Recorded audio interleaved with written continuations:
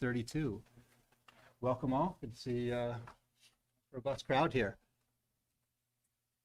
The first item on the agenda is the agenda itself. Welcome a motion on the agenda. So moved. We have a motion from Commissioner Barr, Seconded. seconded from Commissioner Fox. Thank you. Is there any discussion around that motion? All right, all in favor, please say aye. Aye. Aye.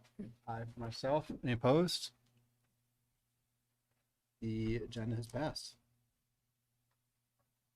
Moving forward to public forum. All right. I see we have probably a number of people, perhaps in the room and on the phone, interested in speaking. We'll ask you please to keep your remarks to 3 minutes or less. We'll keep an eye on the time here and issue a polite warning of that, just in the interest of giving everybody space to say their piece. I could probably use assistance from staff. I don't know, Chapin, could you, or somebody like sort of work down the sign-in sheet there, go in order, and then we could. Brad W.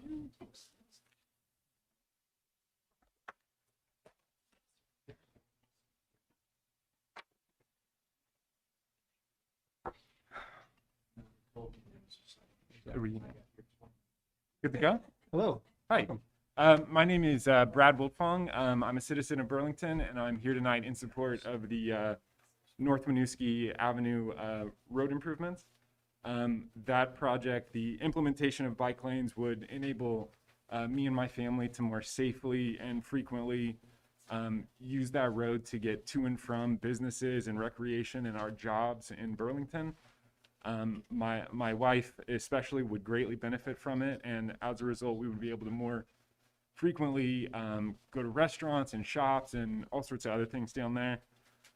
So please, I would ask that you guys support as well, and thank you so much. Thank you.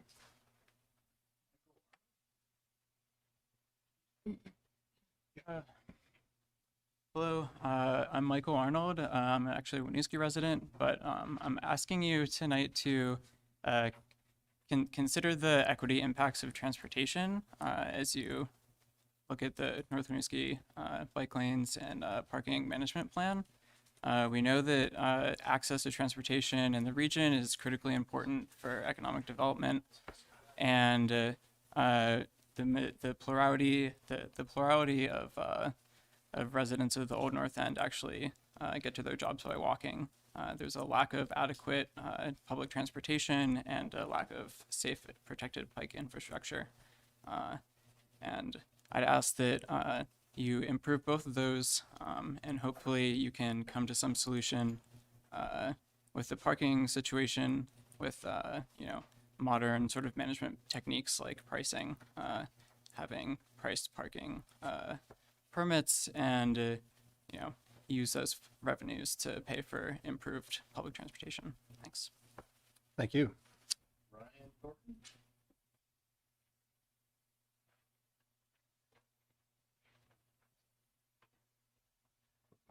Good evening, Commissioners. I'm going to read my comments.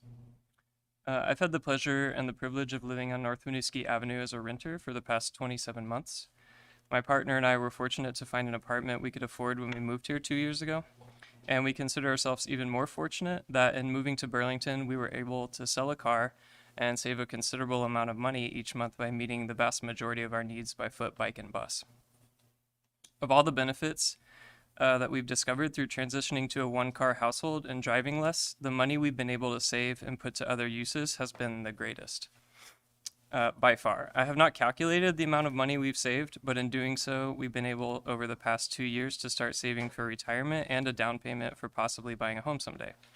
All because we're able to live in a neighborhood that permits us to walk and bike to the grocery store, to our jobs, to friends' houses, medical appointments, and more.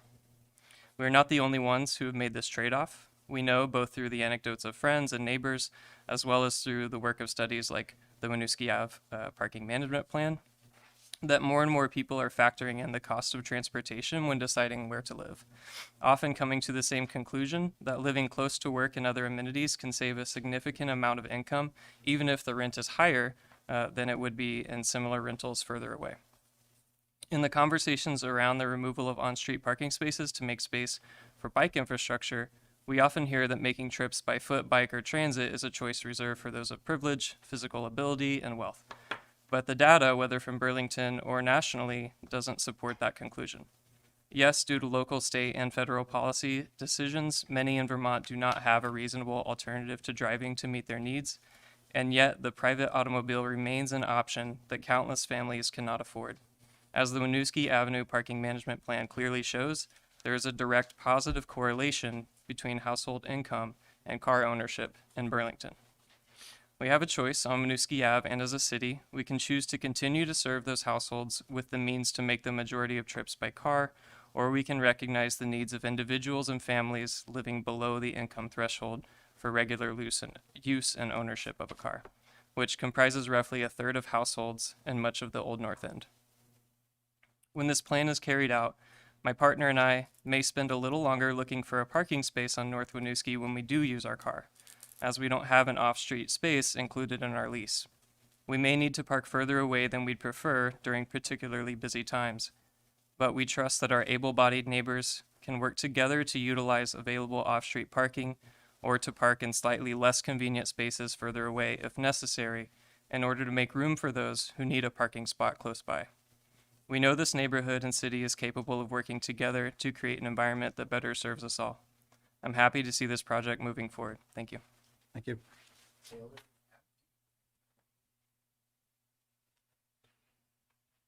For folks who just arrived, there is a supplemental sign-up sheet going around, so feel free to sign up on that and we will get to you. Good evening. My name is Taylor Adams, and I live on North Winooski Avenue, and I am in support of the changes to remove parking spots and replace them with bike lanes. Currently, I walk to my job in the South End every day. I walk to get groceries, run errands, and if I need to go outside of Burlington, I use public transportation when I can. I would like to be able to bike safely in Burlington, and with these new bike lanes, I believe that will be a step forward for a safer bike movement. While I do have a car, it is not my primary means of transportation, because I am environmentally motivated and I enjoy being outside and engaging with my community on my daily commutes, no matter the type of weather. The new bike lanes will allow more folks to get around Burlington in a safe way without harming others or their environment. I'm happy to give up some convenience of parking to allow my neighbors to travel safely on North Winooski. I believe this change will enhance our street and city for the better, and I am excited to watch it change as soon as possible. Thank you for your time. Thank you. Marty Gates.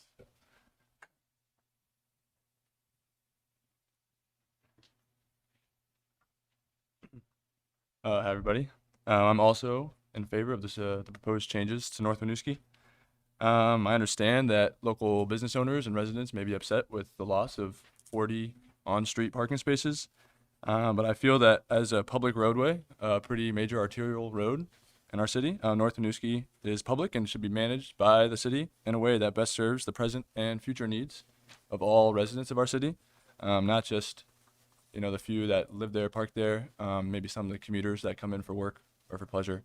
I believe the road is more important to be used and cultivated as a public resource, a good for all residents and not just the few that have cars, as other people have mentioned.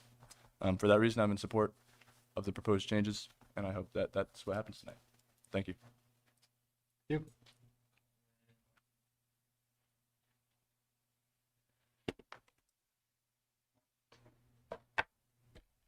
Hey everyone, my name's Colin. I live in Burlington. So I read through some of the public comment that you all received in advance of this meeting. I understand there was some opposition to this project to remove this park and create these bike lanes, and concerns about equity were cited pretty frequently. So I'm going to read some quotes from the Winooski Avenue Parking Management Plan, which addressed all of this in pretty extensive detail a year ago.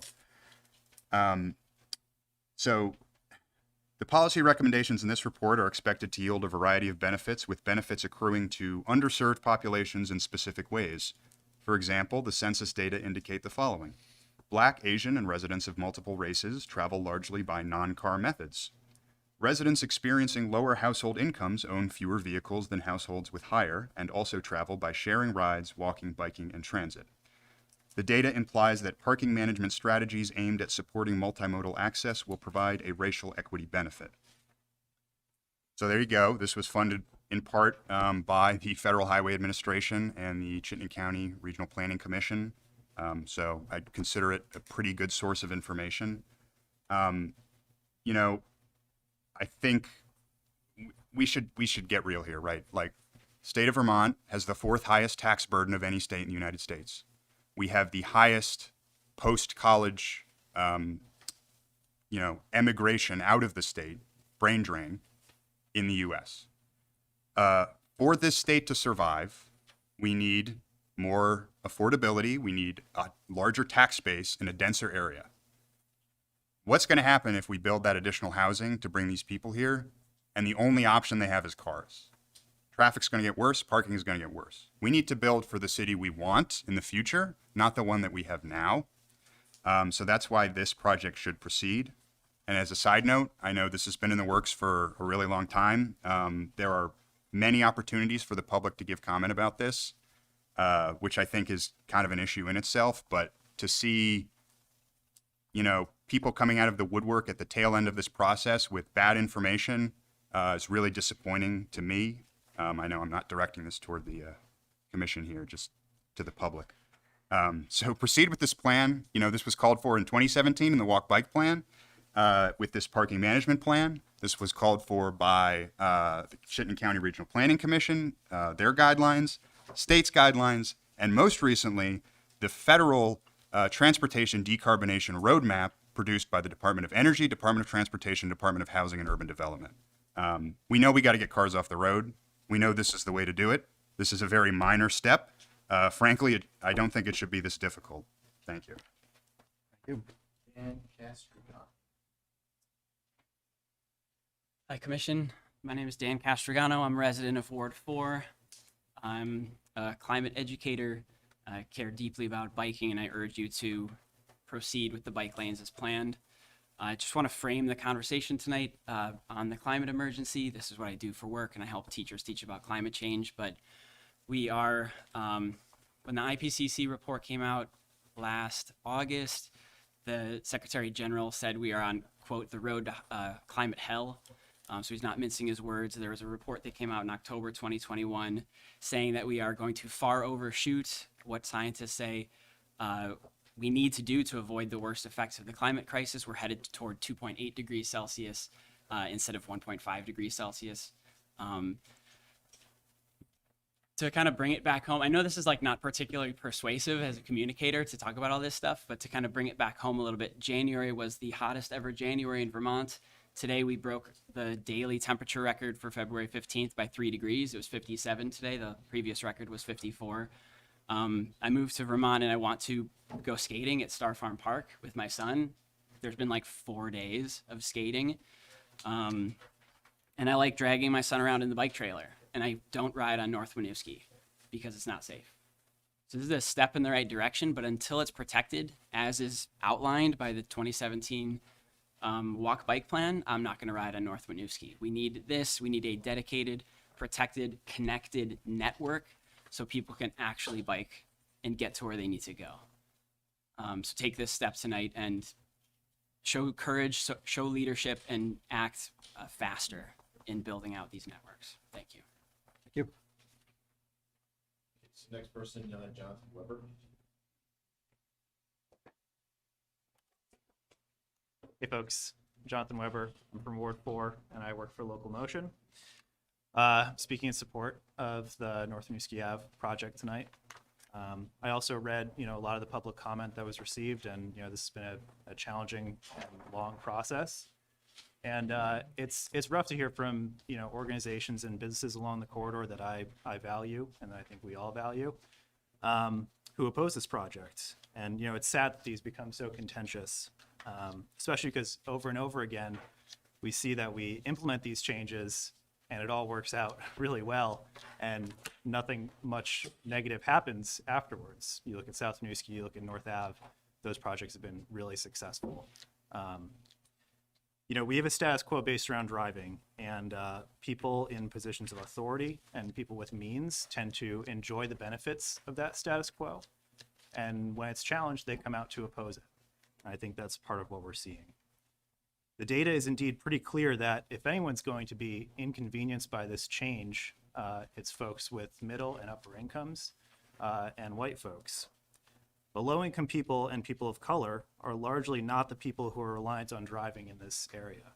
And we know that because of the data in the parking management plan, which has been mentioned. This is census data. And it really is pretty instructive, right? The number of vehicles per household tends to increase with income. Those making over 50,000 are significantly more likely to carpool or drive alone to get to work. White employed residents are overrepresented in the percent of car commute trips and underrepresented in all the other travel modes that we're trying to promote. The data also gives us a pretty clear picture about transportation for low-income people and people of color in the neighborhood. Individuals who make under 50,000 per year are overrepresented in the share of transit for their commute trip. And employed residents in the study who are Black, Asian, or identify as multiracial are more likely to get to work using carpooling, transit, walking, and biking rather than driving alone in a car. So it seems pretty clear to me that if anyone's going to be inconvenienced by this change, the data indicates that it's going to be white folks, middle and upper income households which tend to own more than one car and can afford to make the kinds of shifts in their transportation habits that we're working to achieve and encourage with this kind of project. So I hope we'll move forward with it. Thank you. Thank you. Next person's Tiki Archibald.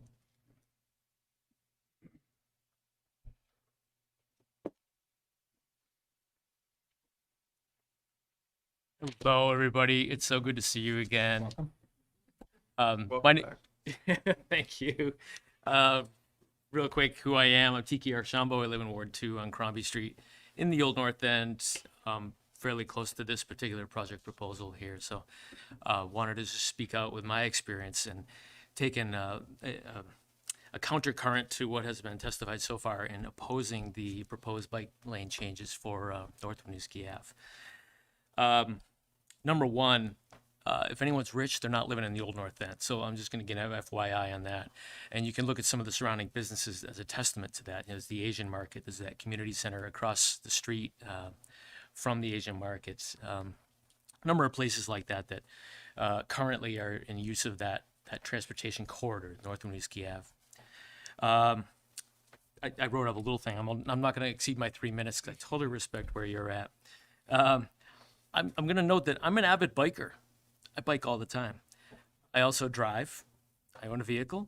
I'm a customer of Dolan's Auto. They're a longtime neighborhood business who would be negatively impacted by this change. I'm a former Public Works Commissioner, as you, served for 9 years. I chaired the commission for 3 years. And this particular proposal had been discussed back in the day, so many years ago. This is nothing new, so I know it's been a long time in the making.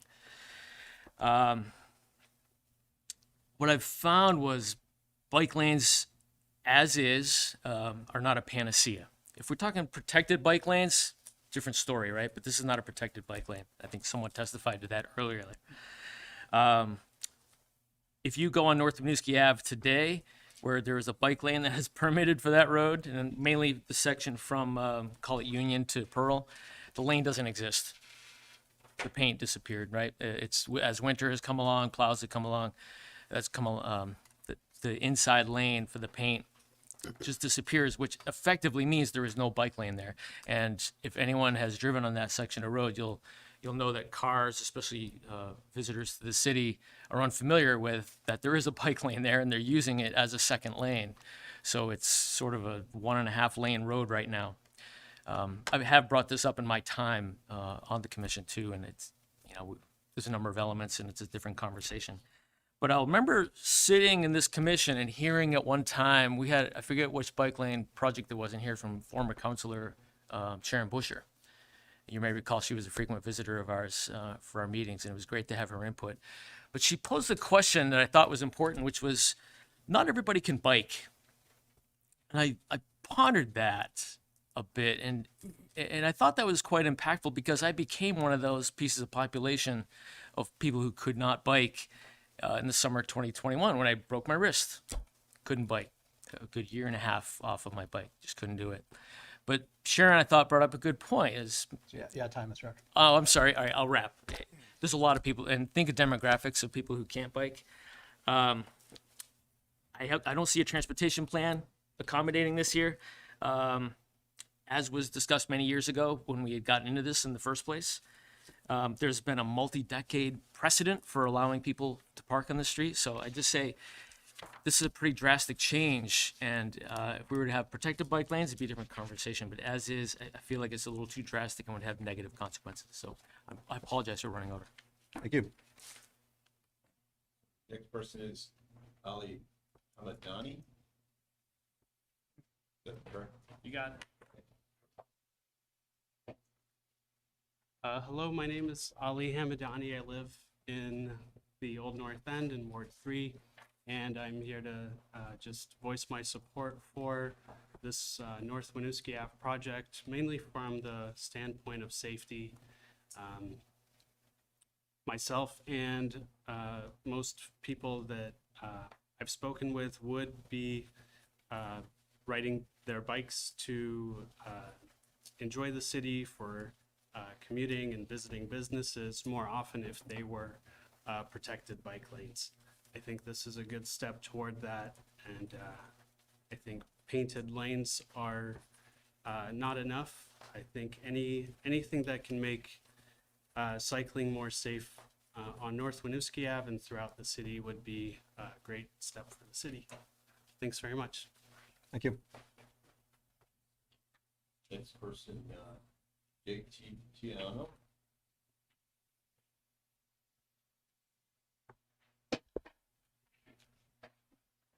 Hi. I want to fit a lot into these 3 minutes, so I'll speed through the prelude and say my name is Jack Tiano, Ward 5. I'm in favor of the parking regulatory changes and that I lived on Decatur for 2 years and I visit this neighborhood very often. So I'm going to list some facts and then draw some conclusions from those facts. Number 1, this neighborhood, in addition to North Street, is the only real neighborhood mixed-use zoning corridor in the city, and it is surrounded by residential medium-density zoning, resulting in one of the densest neighborhoods in the city.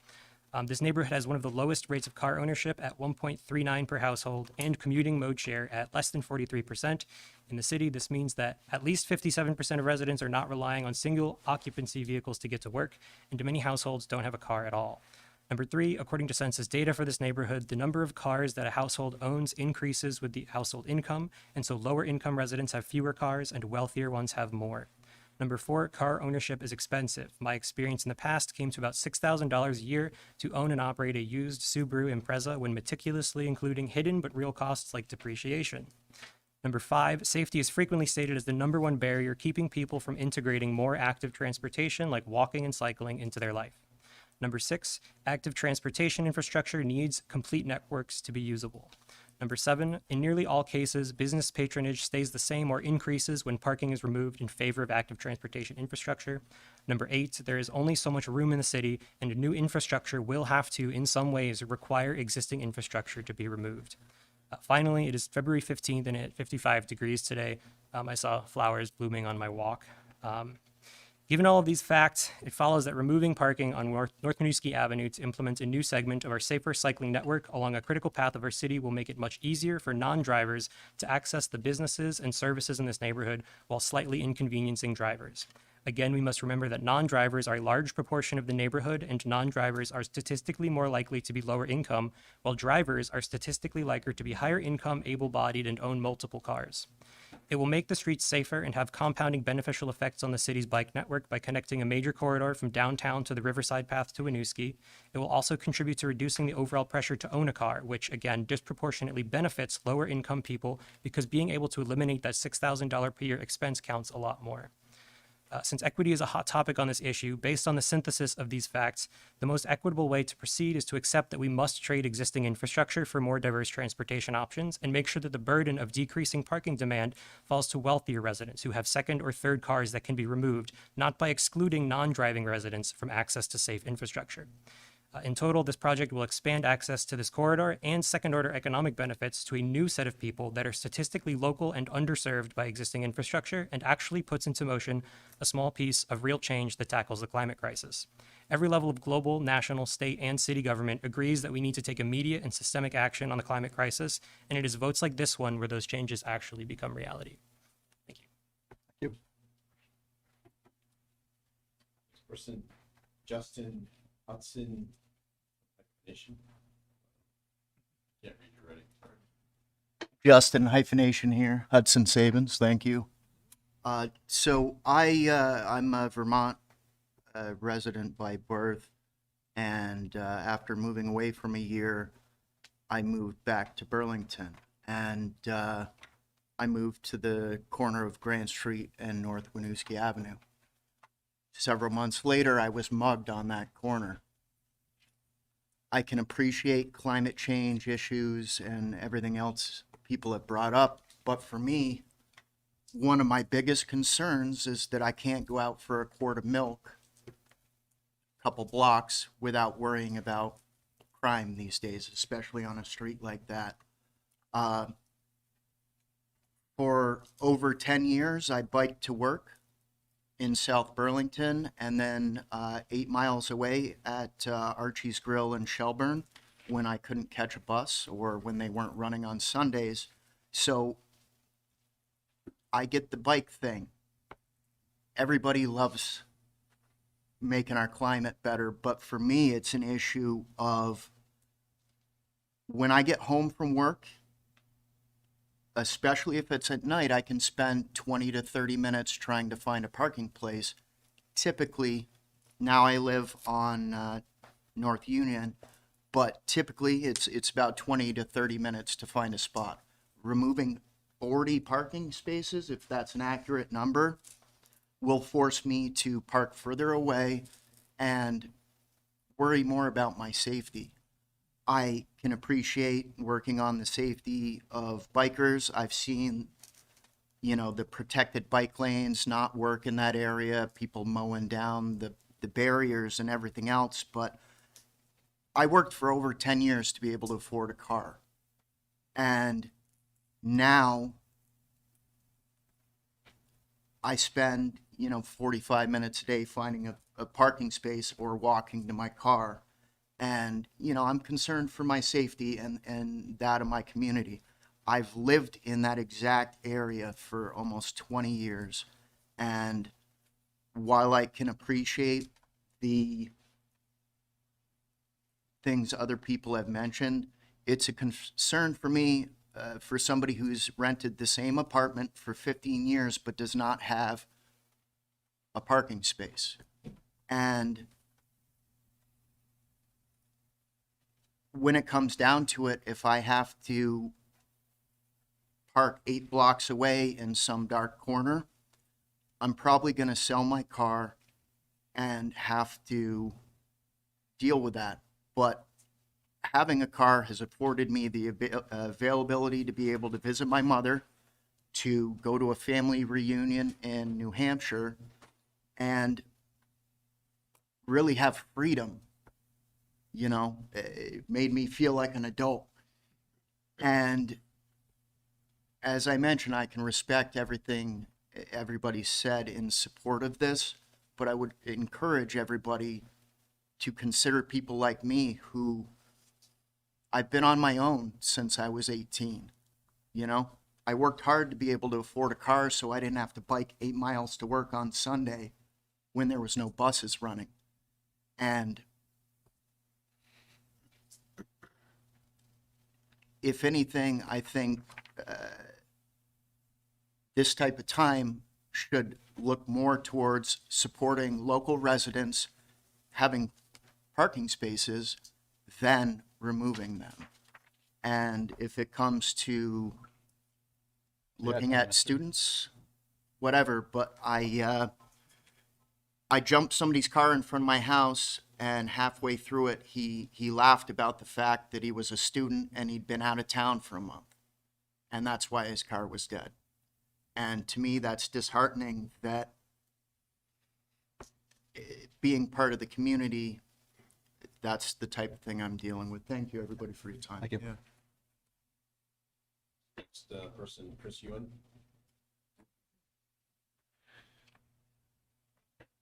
Hello, Commissioners. I'm Chris Ewan of Ward 2, and I'm here to speak in support of this project and the bike lanes on it.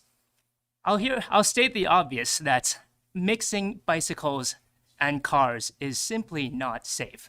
And it should be obvious because by default, as a driver, if there's a bicycle in front of you, you have to take evasive maneuver. By default, you will crash into that bike if you don't do anything different. I know on the other side of the spectrum, we can have protected bike lanes where people, on bikes feel safe, and you get people of all ages and abilities being able to use it. But somewhere in between, as the plan currently has it, still is a huge improvement because by default, a driver that sees a bike on the road is not going to hit that cyclist. And from my personal experience, this whole situation has played out before. Just this fall, as I was going home from a restaurant on North Winooski, a car went over the center line to pass me and then immediately rear-ended the car in front of it at the stop sign. So cars hit each other. I mean, you can't expect them not to hit bikes when they're on the road. And, I just urge you to do what is the right decision for safety and to make this, make this project go ahead. Thank you. Thank you. Person, Monty.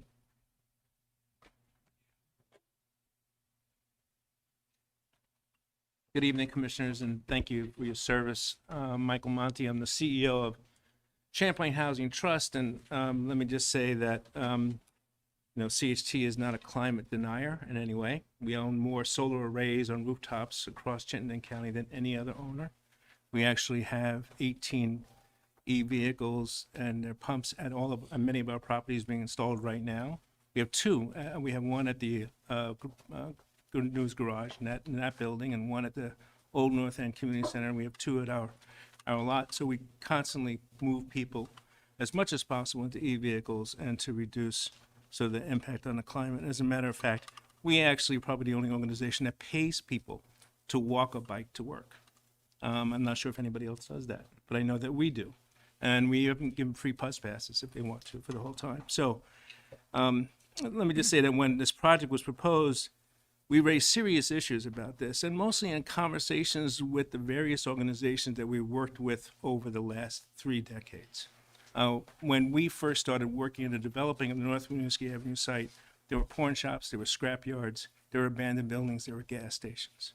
We began the process of bringing in child care centers, senior centers, community health centers of Burlington, legal aid, food shelf, and bring services to that street. And that street then started to revitalize itself with restaurants and other kinds of programs and services. And it's a success. Our concern, though, of this project has deepened really dramatically, mostly in conversation with the various organizations that still are on the street. We own some property, we lease all of it. It's in control of these various organizations and their use. I would say that at this point, after working in the creation of homes and public parks, feeding Chittenden Pathways, Outright Vermont, and community health centers, legal aid, and the various organizations, they have expressed those concerns to us, and we want to pass that on to you as well. And I think they have written to you as well. And I've written to you in this process all along. We did not just come out of the woodwork. Somebody stated that earlier. We've been here for decades doing this work. So what I want to say is that I understand that there's some analysis done to determine the impacts that this project has had on the people of color. And most of the folks have talked about the data of the neighborhood. First of all, we own more rental housing units and homeownership units in that neighborhood than almost anyone. And I can tell you that people have cars. Low-income people have cars. They use them, and they use them when they need to for their convenience to get to and from work, food shelf, and other locations on North Winooski Avenue. But really, what's really important is that North Winooski Avenue serves more than the Old North End, and that analysis was not done. Nobody ever asked the people who are going to the Richard Kemp Center, where do you come from? you people of color, when you gather, will this impact you? Nobody asked the people from the food shelf who are not just coming from Crombie Street, but are coming from all over the county. Nobody asked Outright Vermont, the only organization that serves and works with people of color. Can I ask you to wrap it up, please?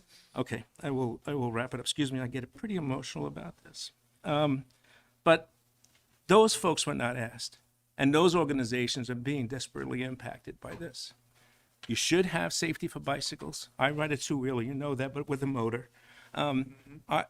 There should be safety for bicycles, and if the city really wants to do something on climate, you just build 80 parking spaces on the waterfront. You're building putting boats in the water. There's lots to do on climate in the city. Don't pick on the Old North End and the low-income people who are there, or the people who are low-income, people of color, or gay people who are being served by the organizations who have spoken to you in their writing. Let me just finish that. In my lifetime, I tried to build a transportation center on the waterfront to eliminate all parking on the waterfront. Had funding, support, planning studies. City council pulled it out at the last minute and said it was not right. Okay, and you can do that too. You can send a message to the city council saying, we'd like you to rethink this. We'd like you to reconsider. Thank you. Next person, Steve Norman.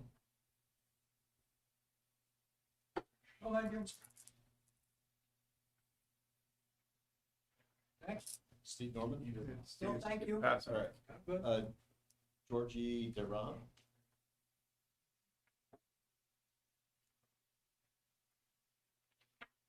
Hello. My name's Georgie Duram, and I'm grateful for the opportunity to speak at tonight's meeting regarding the changes to North Winooski Avenue, which I do support. However, I have appreciated listening to the different viewpoints expressed tonight, and I recognize that equitable transportation is a complex situation. I am a resident of South Burlington, and my husband and I commute to our jobs in Burlington by bicycle year-round, as we do not own a car.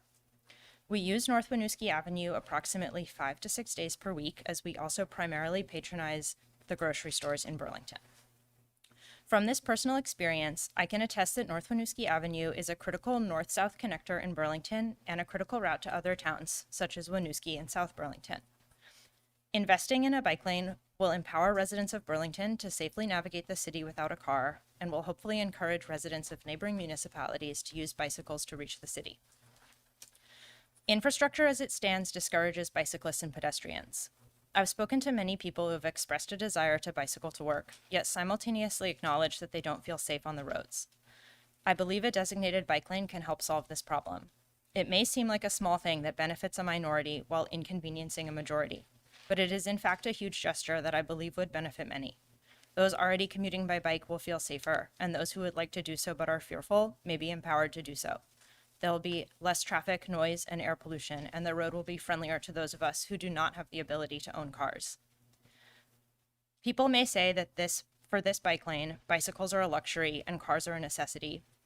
But for many of us, like myself, bicycles are the necessity and cars are an unaffordable luxury. In fact, in the 2020 Old Spokes Home Old North End Mobility Audit, which surveyed a racially and socioeconomically diverse group of 1 residents, 27% of surveyed households did not own a car. The majority reported walking or using the bus for transportation. 6 out of 14 youths were surveyed and reported regularly riding a bike for transportation, but sticking to the sidewalk due to a fear of traffic. I question how parking spots will serve these people. Change is hard. For generations, we have prioritized cars to the point where we have systematically devalued anyone who does not use a car or cannot afford one. I've witnessed this firsthand as I've walked through ankle-deep puddles on Burlington sidewalks, dodged traffic while biking on roads with no bike lane and poor signage, and witnessed residents waiting for the bus at unsheltered and unplowed bus stops. However, I believe the DPW now has an opportunity to help make alternative and affordable modes of transportation safer for this neighborhood and finally bring equity to the table. By investing in this bike lane, I believe you are investing in people who have been perpetually shut out and inconvenienced by our car-centric culture. I urge you to move forward with this project and put actions behind the words of your mission statement to steward Burlington's infrastructure and environment by delivering efficient, effective, and equitable public services. Thank you. Thank you. Next person, Liz Curry.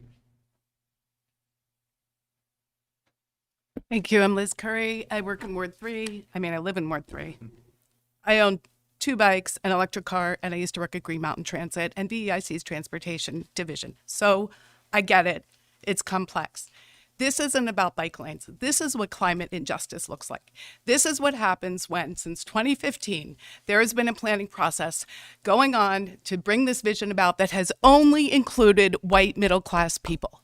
And I know this because I've been involved in this planning process. Between 2019 and 2022, I have been to countless meetings about this issue. And the reason why is because I have lived in the Old North End for nearly 40 years.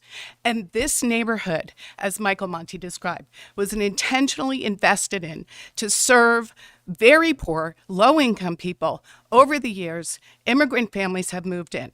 They all rely on cars.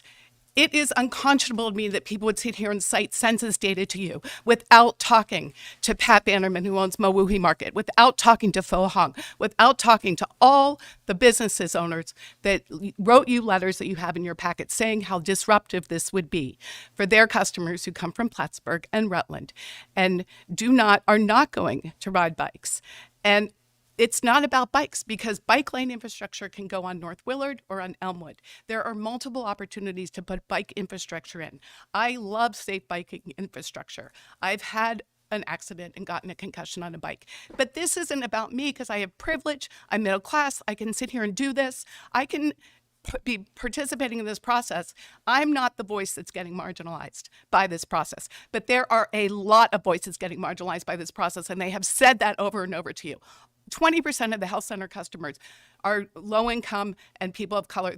You are diminishing access to social services for our community. That is what this policy is doing. It is diminishing access to social services among the people who need it the most. When we could have a bike lane on North Willard, we could have a bike lane on Elmwood. We have options. But if we're going to use our power to put the burden of climate changes on the people who experience the greatest harm, then how different are we than any other white middle-class group of people in power? How different? Not different. We're just the same. We're just repeating the same behavior. So let's not do that. Let's take our public policy and look at the way we got here, which was by marginalizing a lot of people, not engaging with them. And let's say, wait, we don't have to do it this way. We can go and create an incredibly engaging process for the over 160 people who spend the day there who may not live in the neighborhood. They may work there. They may use social services. They may use all the offices at 294.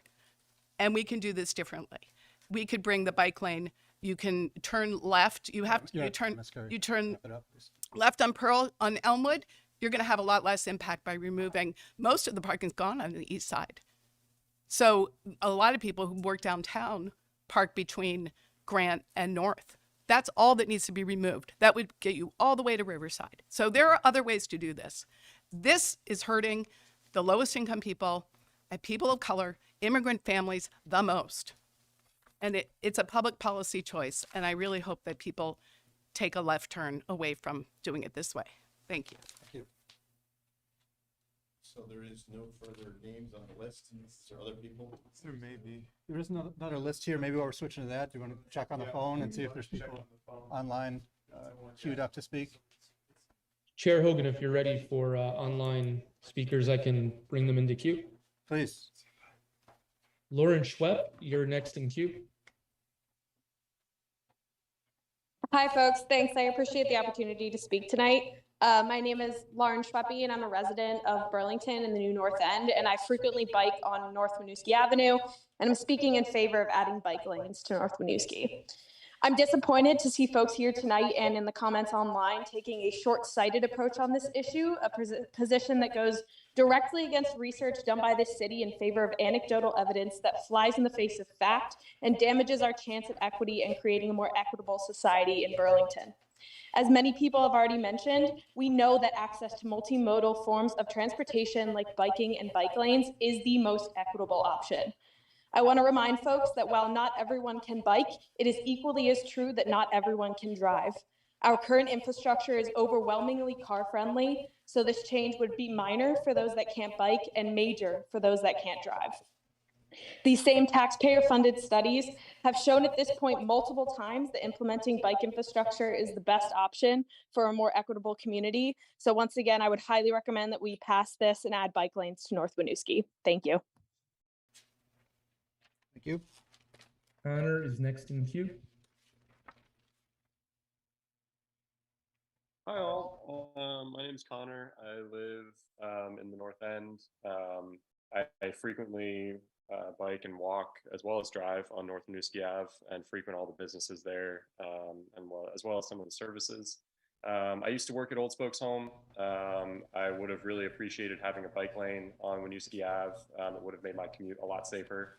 But I'm looking forward to the prospect of having bike lanes there again, and I firmly support the removal of parking in order to support the creation of bike lanes. Thanks. Thank you. Jane Nodell, you're next in queue. Thank you. As many of you know, I've been involved with this project for a very long time from the very beginning.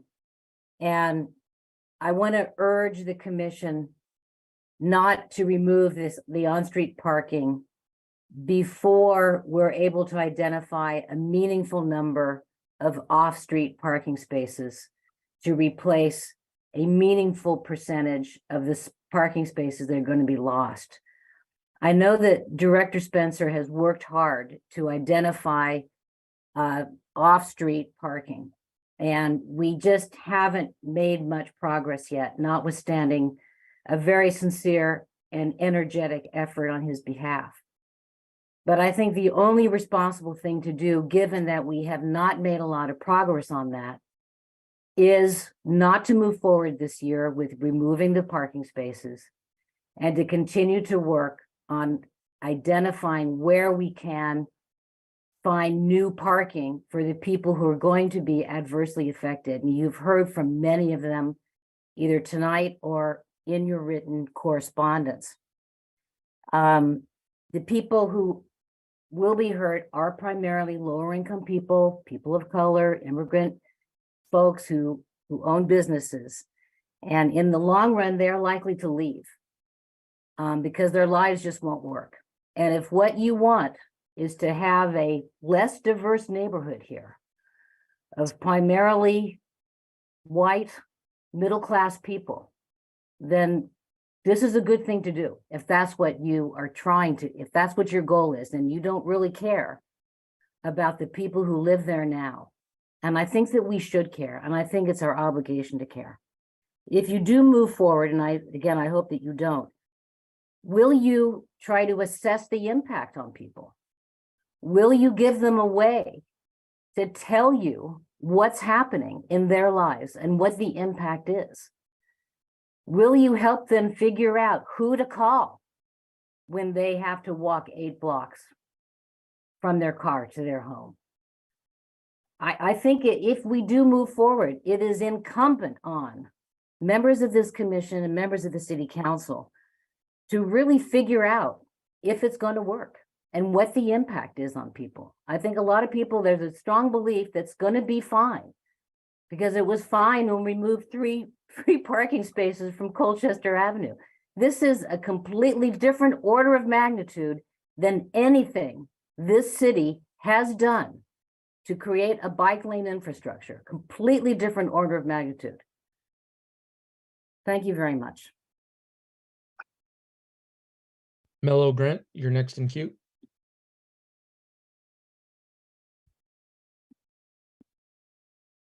What? Cheers.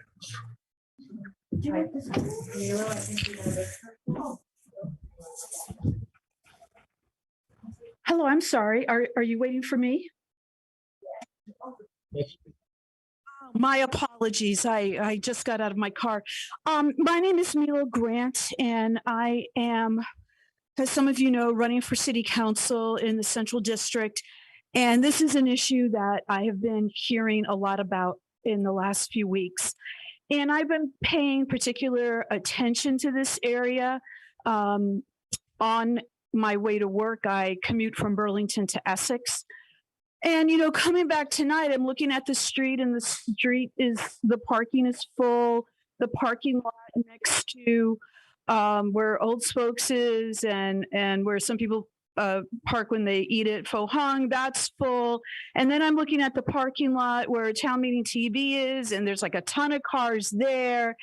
And what really has me conflicted is that I do believe in our walk bike plan, and I do believe in our net zero goals. They're very, very important. But I have to think that, you know, can we shift this over to a different street? Because we do have businesses that are affected when they rely on business that's coming from out of the area. And that's really important because when I'm looking at the studies that were done, there's studies done of the residents, but they don't seem to really fully take into consideration the people that come in to support the businesses.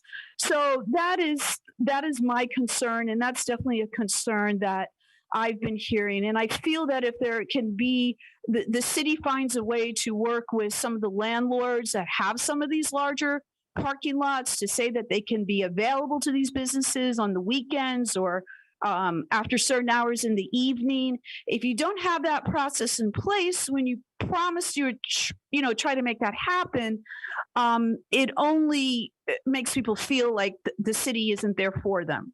So I just wanted to say that, and thank you so much for your time. Rick Bragg, you're next in queue. Yeah, so I've been biking here for a long time. I totally disagree with this plan.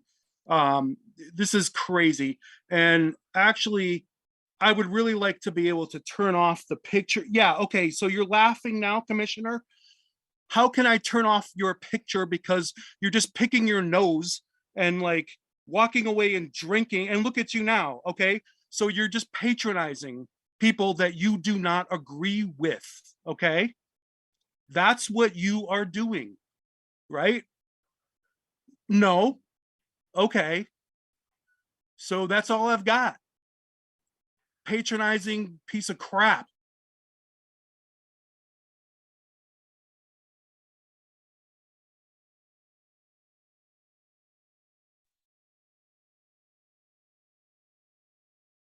Chair Hogan.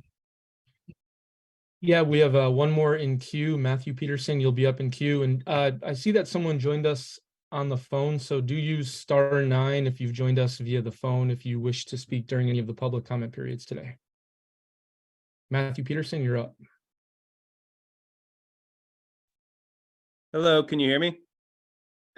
Hey, thanks for your time. My name is Matthew Peterson, and I own the new restaurant Mayday on North Winooski Avenue. This was all pushed through when we were kind of in the formation of getting the restaurant open. So I just wanted to make some comments now. So thanks for your time, everyone. I own Mayday on North Winooski Avenue, live in Burlington, Vermont. I oppose the removal of the parking on North Winooski Avenue. The parking is already extremely limited, and no resolution has been made to offset the parking removal on North Winooski Avenue. One of the largest complaints I do receive as the owner of the business, I'm on the floor every single day, is that there is already a lack of parking on North Winooski Avenue. The Old North End probably has the most independent restaurants in Burlington, I would say right now, independently owned and operated by people who live and work in Burlington. So it's a really awesome, thriving, independent restaurant community. It is creating a destination for all people who live in Vermont and in the Old North End, and tourists that visit. The removed parking will cause a hit to all of the businesses in the Old North End. And I ask that you deliver on the resolution to offset the parking removal and provide an off-street option for those who rely on the parking on North Winooski Avenue. Thank you for your time. We have A. Whitman up in queue.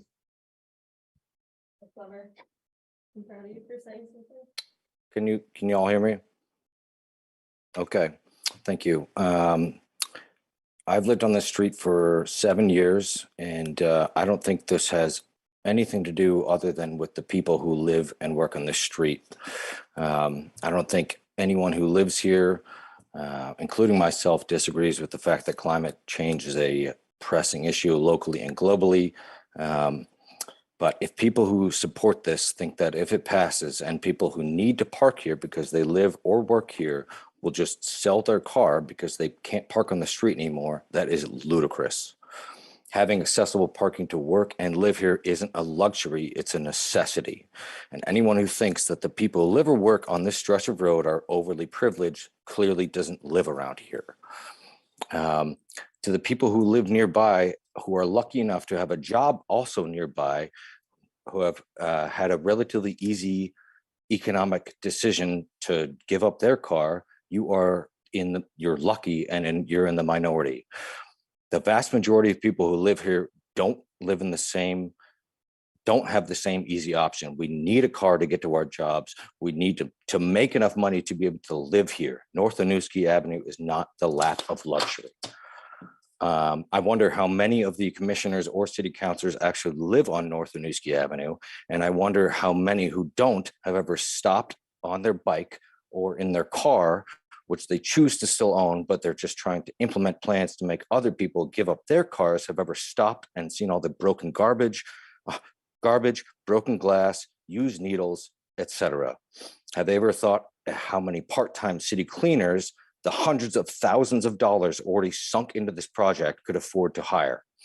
It's not just 40 spaces. There are approximately 60 spaces on the east side that would be gone immediately. Of the 63 remaining spaces on the west side, 44 will be regulated or paid. That leaves 19 out of 130 approximate existing spaces, an 85% decrease.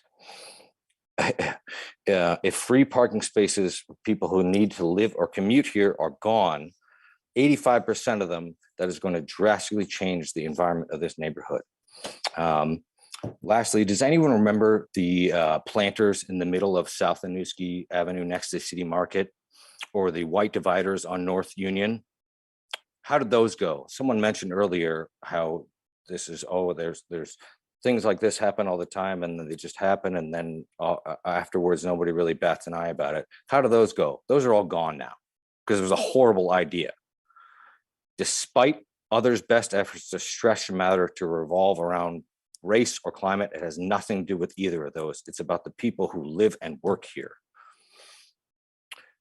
It seems apparent to the people who live and work nearby have a relatively easy decision just to give up a car. That's not how it is. I think this is misguided. I think you people have wasted money. And I think after the vast majority of all the public hearings, all the public forums from now, the ones from last year, it's clear the community does not want this. And if the committee or the council decides to continue forward, all right, yes. I think it's not too late to say, I think this is a mistake. Thank you. We have one more person in queue, and they are at phone number 518-681-0266. You're up.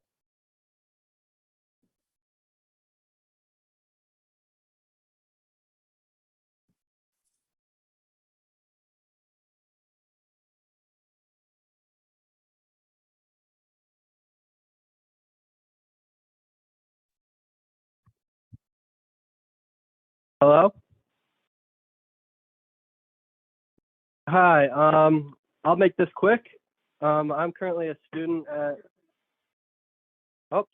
Brandon Keddick, BrandonKeddick.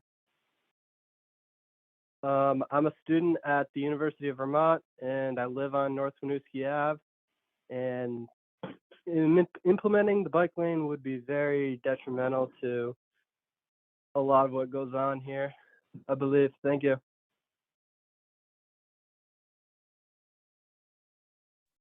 There's no one left in queue online.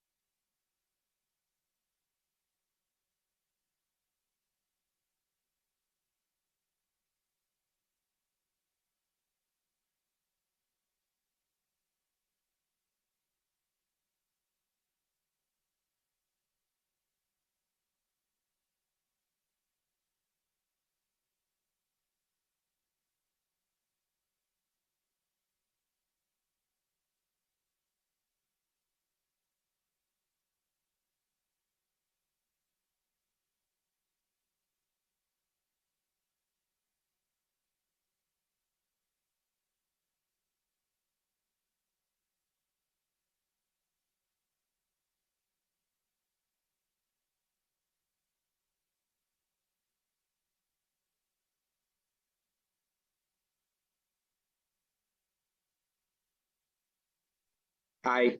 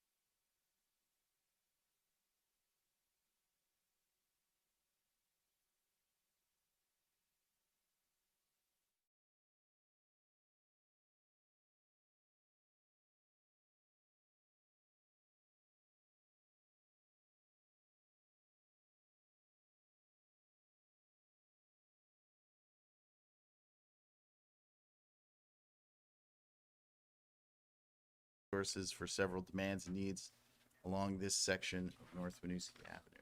So here's kind of an overall timeline, how we got to where we are tonight, going back to the 2011 Burlington Transportation Plan, and several other things along the way.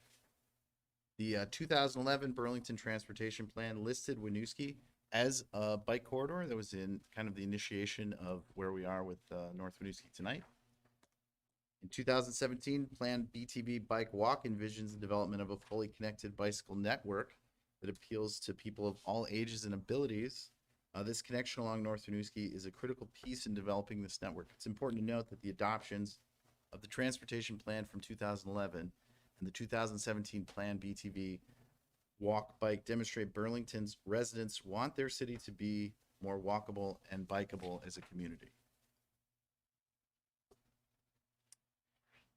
So the 2018-2020 corridor study, straight from the 2020 corridor study, Winooski Avenue is a gateway to the city. It connects diverse land uses along the corridor and those beyond. It contains 7 of the 20 priority intersections for safety improvements identified in Plan BTV Walk Bike. Corridor also includes 6 Vermont Agency of Transportation high crash locations. The study aimed to identify ways to address safety challenges and maintain a high level of multimodal mobility. The 2020 City Council resolution directed DPW staff to implement parking removal to make way for separated bike facilities along the entire length of the Winooski Avenue corridor. So it's important to note that that we are taking a more phased approach to this work. Great, thank you. One of the pieces that was called out in the 2020 council resolution that Philip was just referencing was to do a parking management plan before any of that parking was removed. And so between 2020 and 2022, it got started a little late due to the pandemic. There was a parking management advisory committee, and I do want to thank a number of the people who are in the room and who spoke tonight, who were participating on that committee and who gave many hours in service to this work. It was funded in large part by the Chittenden County Regional Planning Commission, matched by the city, and it recommended in the end a number of strategies, multimodal strategies, and shared parking and more active management strategies of the on-street parking so that the impacts of the installation of bike lanes along the corridor would be minimized. There was an equity evaluation that was referenced in a number of the comments tonight in the plan as well. The Parking Management Plan Advisory Committee at their final meeting did vote 4-3 for the following motion. You'll see here that they found the plan fails to meet the essential parking needs for residents, businesses, and service providers. And they were urging the Public Works Commission and City Council to take a number of steps that you'll see here including obtaining signed agreements for shared off-street parking, increasing transit service, piloting a temporary bike lane, etc. Based on that feedback, staff really took a step back and we did a number of things. First, we looked at the recommendations for the plan overall and thought that we needed to recommend that the plan implementation needed to be phased, that it could not responsibly be done all at once. So that reduced the proposed reduction in parking from 82 spaces to 40 spaces. We also proactively reached out to VTrans and requested that they consider delaying paving for a year to give us more time as a community to work through this issue. And lastly, we engaged the Council's Transportation, Energy, and Utilities Committee because the 2020 Council resolution said, proceed once the parking management plan was done, and the advisory committee was saying a different thing and wanting us to do more before implementing the recommendations. So with all of that feedback, the TUC, the Transportation, Energy, and Utilities Committee, put forward a resolution that the council considered and did support in March of 2022, advancing the implementation of the bike lanes. However, put several recommendations in that resolution, including delaying the project a year, providing $15,000 of grant funding to adjacent community organizations and businesses, engaging CATMA, Chittenden Area Transportation Management Association, in supporting stakeholders with transportation demand management efforts, making the GMT Green Mountain Transit City Loop fare free starting this July 1, and attempting to identify off-street public parking options. We at Public Works, and thanks to a number of other folks, including city councilors and the Business and Workforce Development Department, have done a number of things over the last year. VTrans did push paving back a year. We did operate a grant program thanks to Philip and many who canvassed the community and worked with businesses and nonprofits to provide those to stakeholders to help in this transition.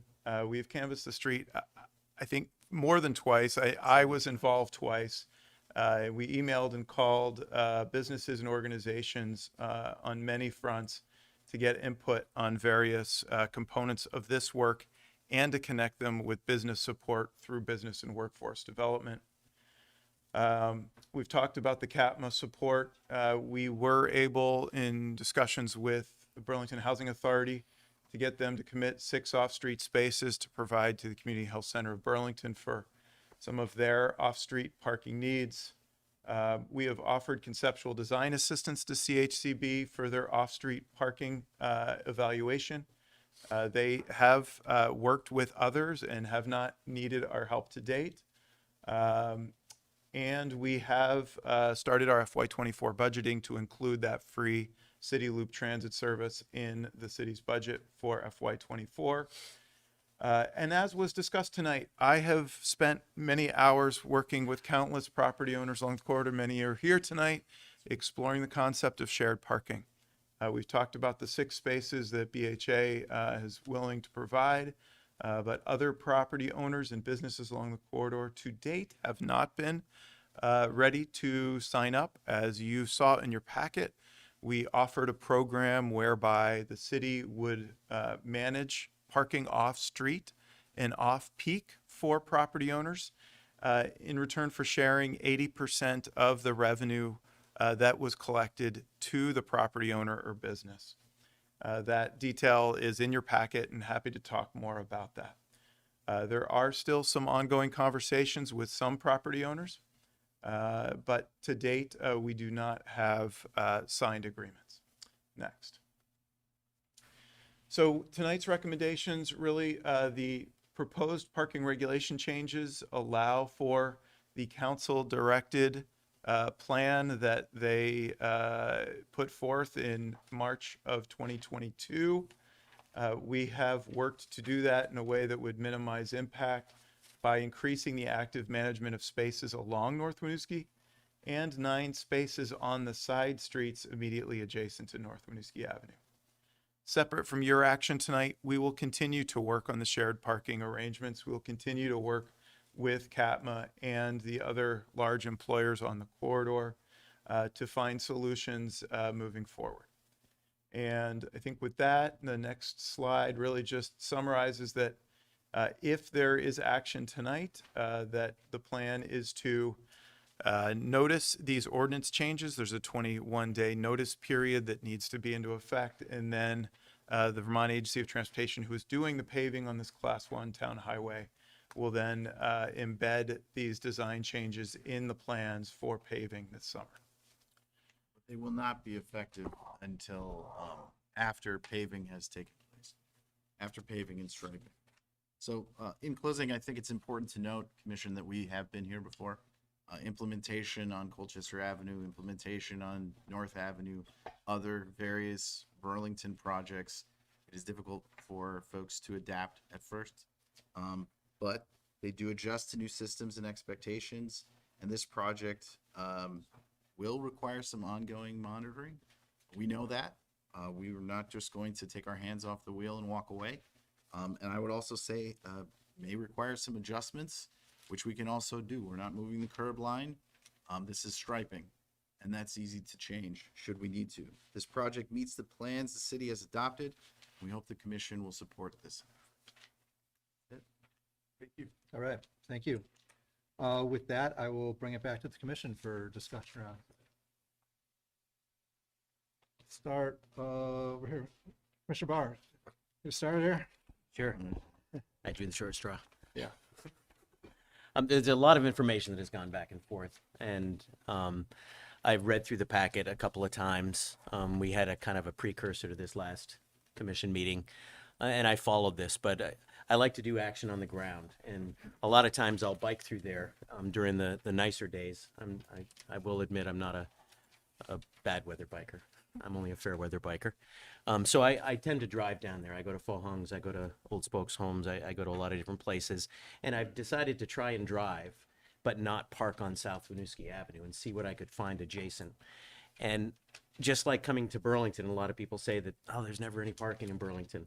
I could always find a space, maybe a block away, but I can usually find a space. And the 7 times that I went to the North Winooski Avenue area, from Union to Riverside, I have always found a parking space. And I haven't done it all at night when there's less people, or all during the day when there might be less people. So with that in mind, I tried to put my person where the challenge is going to be the greatest. So with that, I would say that I think that I've lived in Burlington almost all my life. I'm not dead yet. And I think that with good wayfinding, once we come up with those agreements, and I assume that we will come up with agreements for those parking areas adjacent, I think good wayfinding will help the situation. So. All right, thank you. Commissioner Fox, your ends. Yeah, a lot of information obviously went into this, and a lot of work by the department. I was curious, someone who spoke at public comment, and Phil, you kind of just alluded to this too. I guess I'm wondering, what will DPW do to kind of monitor the impacts should this pass, parking counts, that sort of thing. So you alluded to it, so you're not taking your hands off the wheel. Sure. So yeah. We'll be out there. I mean, as construction is taking place, conversations will take place. I mean, folks have my card. They have my phone number. I'm very active.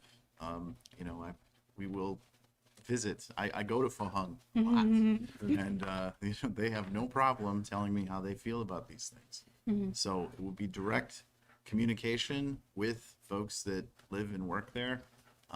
Will Clavel, who's with business development, he's also involved in this project. So he will be directly involved as well. Okay, thanks for that. Yeah. I will say such hard work done by this department and other city departments to go out and canvas this neighborhood. I met someone from not CETO, but the new business arm of the department who was like, we were talking about this project, and she's like, oh, I was actually one of the people who went out to canvas. So just deeply appreciative of that outreach work because it's not easy. And I think that's all I have. Thank you. Commissioner Overby. I've communicated a few times with quite a few people in advance of this meeting, and with the intent of trying to, figure out where we need to go. I'm very sensitive to the comments about people who are trying to find a way to have people come to their businesses with a car. But I found in the course of my attempts to locate a couple of places for the Dolan's Auto folks to just put their vehicles, I discovered what I think is part of the problem is that we have a lot of surface parking lots. We don't have a shortage of parking space, but we do have a shortage of equity and its actual availability. And in the process of trying to communicate with the large parking lot owners, which I know Director Spencer has been, I discovered a lack of interest in working with us to find solutions. And to me, that was very, I was surprised and concerned. And again, I really was just making an effort. I go to Dolan's to have my car fixed, and I've been doing that for 30 years. I live in the Old North End. And I was just trying to find a way for them to stash a couple cars during the day, their own cars, so that they could have room for to find a way to deal with this particular challenge for them. I think that's what we're all trying to do. But I pretty much saw we came to a dead end with willingness to participate, and it's a big concern to me. So the other thing too is I have been concerned about what again, the problem with the community health center really needs parking for their staff and their people to have appointments. I'm a patron of the dental center there, so I walk there. But I have gotten a sense from, again, all the conversations and emails that I've been having that there's not a very positive attitude about working on options that might be a little bit more challenging than just leaving things the way they are. And I've been on this commission for nearly 10 years, and we've been doing lots of things to help the community health center continue to have parking for staff on the street. So it's not like this hasn't been a continuing challenge for the community health center, because it's not new. So recognizing that, and I have to say that I went back to look at the Winooski Avenue parking management plan, because I thought we really need to start dealing with actual data and statistics. What do we have for spots on street? What do we have for spots off street in the parking lots? And I actually pulled out a couple of pages from the parking management study and the plan. And there's plenty of off-street parking. There's plenty of, there's a lot of parking here that's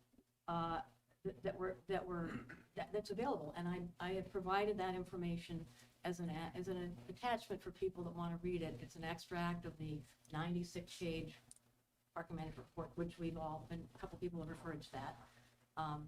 But there's a lot of parking between Riverside Avenue, and I'm just going to cite a couple pieces of the data that are they're in page 36 to 39 of that report. If you're looking at the page numbers on the bottom of the report, PDF, it's different numbers. But there's on between Riverside Avenue and Archibald, there's 174 spaces of off-street parking. Doesn't mean that I can go park in one of those spots. But there's 174 spaces off-street. There's on-street on the west side, which we're not taking away, 37 spaces. You're going to be looking at 22 on the east side. They've listed in here, if you want to look at the data, about a number of jobs, a number of off-street parking, the residences that have off-street parking, the numbers are there. There's 46 residential units, and they have 33 off-street parkings for themselves. So that's that section. If you look at the parking information on, between Archibald and Union, there's on-street, there's off-street, there's 249 parking spaces. Off-street, there's 249 parking spaces. These are in lots that are controlled, that are private parking, which people are entitled to not allow anybody else to park there. But we don't have a parking space whack. There's on-street parking on the west side of 26 parking spaces. And there's 18 on the east side, which are the ones that we're talking about that are going to be for transition to a bike lane. There's 72 residential units listed for between Union and Archibald, and with 90 off-street parking spaces for those 72 residential units. So the other thing too that I noticed in the parking management plan was a mention that, relating to the concern about the community health center having a place to park. They noted and that, in fact, there is a very large parking deck in Winooski. There is the number 9 Green Mountain Transit bus that goes back and forth from Winooski every half hour. This is and it was mentioned that because there is every 30-minute service between the parking deck in Winooski and the community health center, if reasonable parking accommodation could be provided at the Winooski parking garage, that's an option. Right now, we understand from the parking management plan that the community health center has 100 employees maybe working in any one day, and a portion of them can park in the 76 parking spots. Half of them can park in the parking spots in there. They've got 76, I think, parking spots. Again, the data is in the report. So half of their staff has to park on the street, or they could be encouraged to park in Winooski and it takes less than 5 minutes to get from the Winooski garage to the, drops right there in front of the community health center. So it's an option that has been in the paperwork since a year ago that I haven't heard a whole lot about as far as, willingness to consider something like that. So those are those are things that have concerned me and have and influenced my decision about this. And there was a couple of other things that were sort of things in communications that were, quite frankly, somewhat apparently sort of scary, or representing information that might be a little bit, challenging. For example, lately we heard about this large amount of money that the community health center would have to spend to build themselves a parking lot. Well, maybe, but it sort of, came across as an email to me that it was scaring people that, oh, well, if we take the parking off, this community health center is going to have to spend $500,000 to build parking. And there was another comment about, fortunately, the moving of the accessible unit, from one side, from the east side to the west side, and the people would have to drive their wheelchair up to the stop lane and crossover. The legal aid office, which leases their property from the community, or the Chittenden Housing Trust, has a parking lot, a large parking lot to the side. So they have the ability to provide handicap parking in their own parking lot. So I was a little bit concerned, and it sort of, unfortunately, there was some really useful information provided, but it undermined my ability to look at some of the other information that was provided in that particular communication. So for that reason, I just want to say, I think that I appreciate the young people who have come out and expressed their concern about where we're going with climate change, and I know that is very much a worry for young people, and I believe that this is a kind of transition that is going to be painful for people that are, say like me, that I do bicycle, but I've been terrified to bicycle on North Winooski. But I walk everywhere, and most everybody will tell you that. And I'm really a supporter of walking and biking safely. So I will definitely be supporting this change, and I have confidence that the Department of Public Works will continue to try to improve the way that that it works. And I personally will continue to be willing to help with any effort individually as people need to adjust to this change, as I have done, attempted to do with the parking, the specialized parking needs for the Dolan Auto Service. Just happened to be that I do know them. That's where I'm at. Thank you. Commissioner Damiani.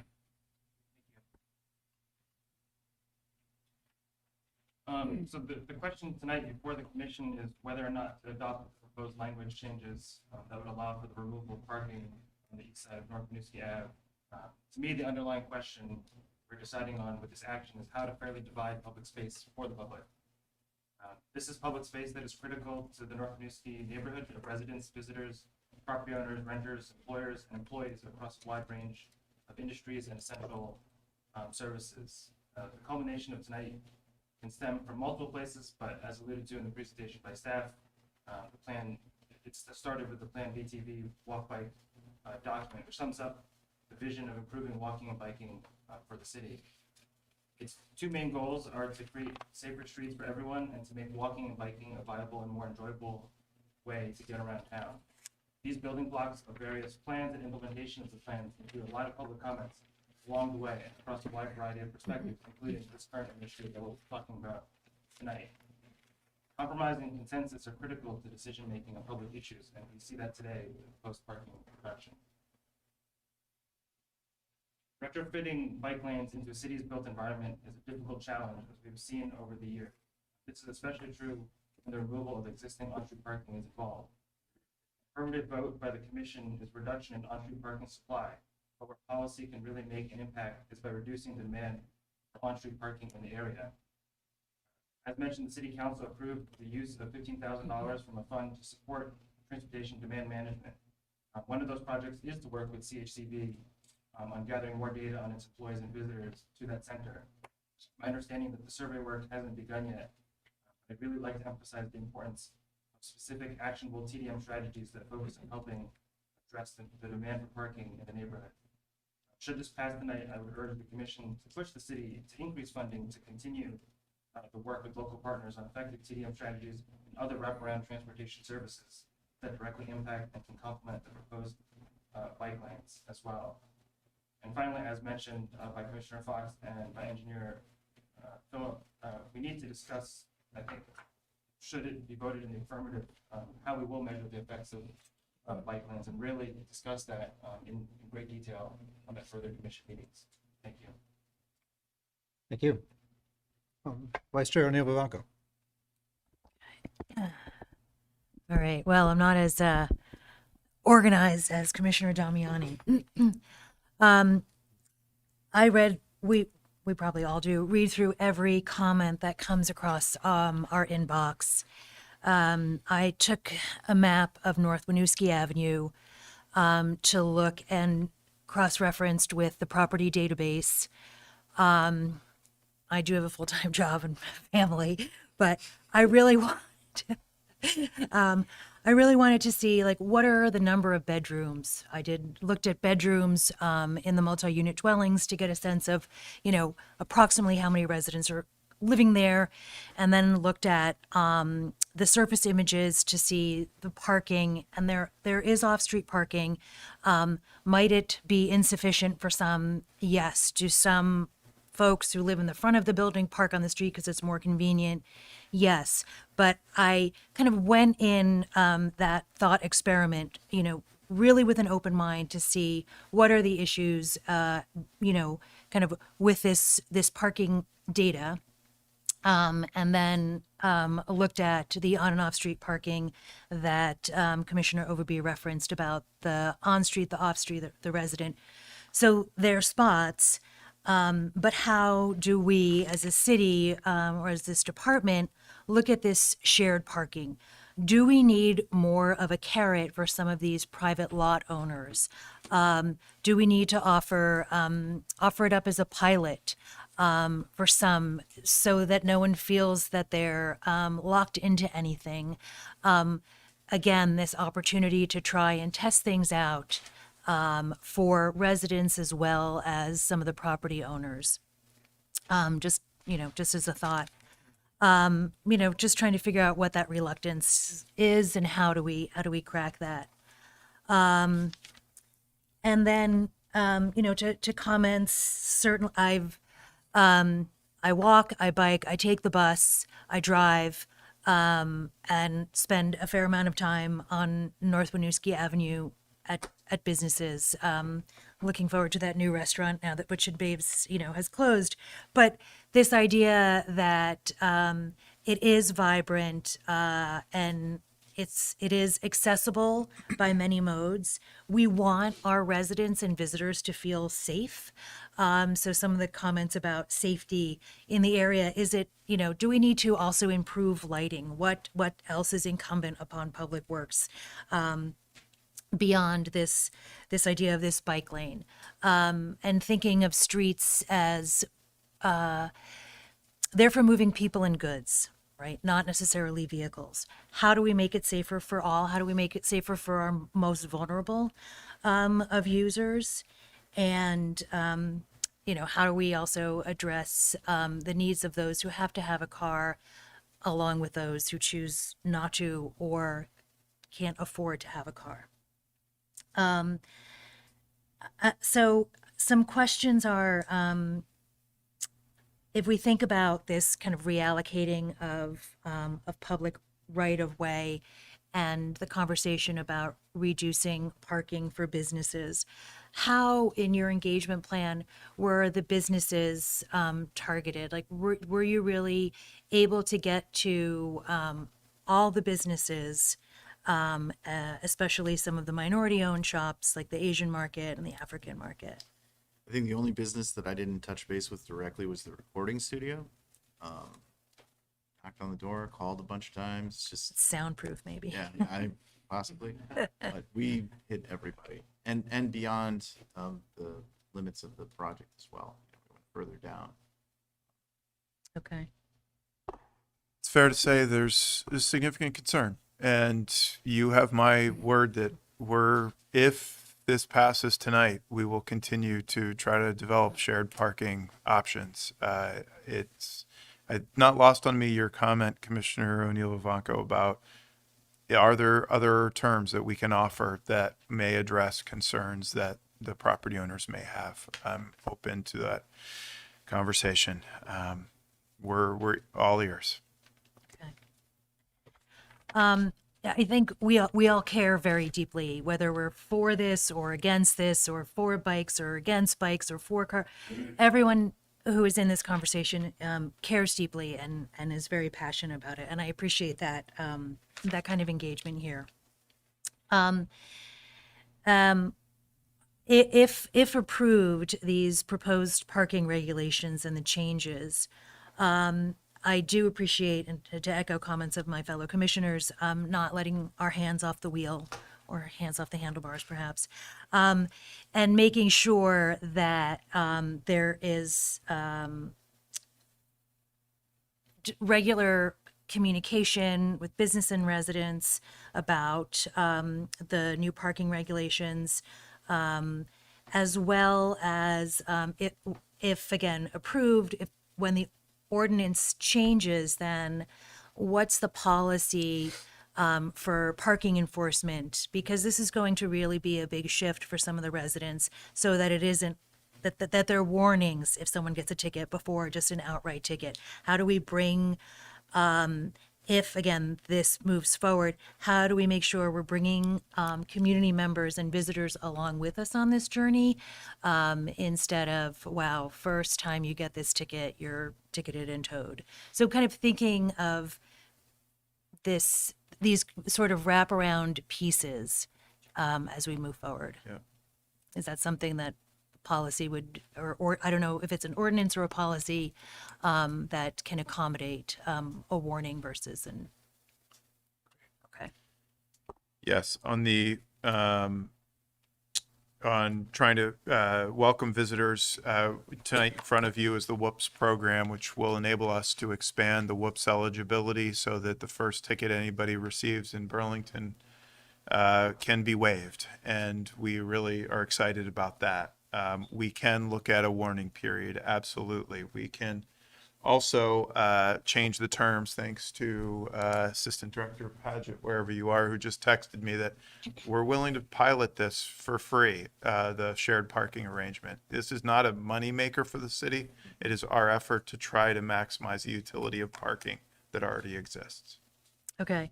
And then just one final thing on the community health center and trying to identify the parking and TDM transportation demand management systems or structures for them to take advantage of. I know you mentioned in your slide deck that you've done some outreach. What are the next steps for the health center to engage with either CATMA or the city on looking at some of the opportunities that Commissioner Overby mentioned about the Winooski parking deck or other parking within the city? Yes, thank you. I checked in with CAPMA today to get the update, and as was noted by someone this evening, the study for the employees of the Community Health Center has not started yet. They're projecting it to start in about a month, and they are looking forward to getting that done. So there are no results from that study yet, but Commissioner Damiani is suggesting additional TDM support of adjacent businesses as part of our FY24 budget. We can look at see what opportunities there are to embark on that. Okay. And So I have so offered, the CATMA and Community Health Center process is ongoing. Is ongoing. Okay. They received a grant for $3,000 as part of the $15,000 to do that survey at no cost to the Community Health Center, as I understand it, and that is what's being planned for at this time. Okay. All right. I think that's it. Thanks. Commissioner Montano. Hey, thank you, everybody, and especially everyone that came out to speak tonight. I just want to assure everyone that, we are taking this really seriously, and it's been a long time coming to this point. There is a lot of factors going on, right? So I live in the Old North End. I live just a couple blocks away from North Winooski Avenue, and I see that it's a real community. Like I know a lot of people when I'm walking down that street, and there's constant change going on, and I just am excited going forward to know that there is this level of involvement, and that people are really paying attention. I'm quite involved in mutual aid in Burlington, and really what that center is like paying attention and understanding one another's needs. And on one level, we have individuals. People mentioned a lot of the social services that are located on that stretch of North Winooski Avenue, and they're designed to meet people's basic needs so they could be part of this community and contribute in all the ways that they can. And that's one part of it.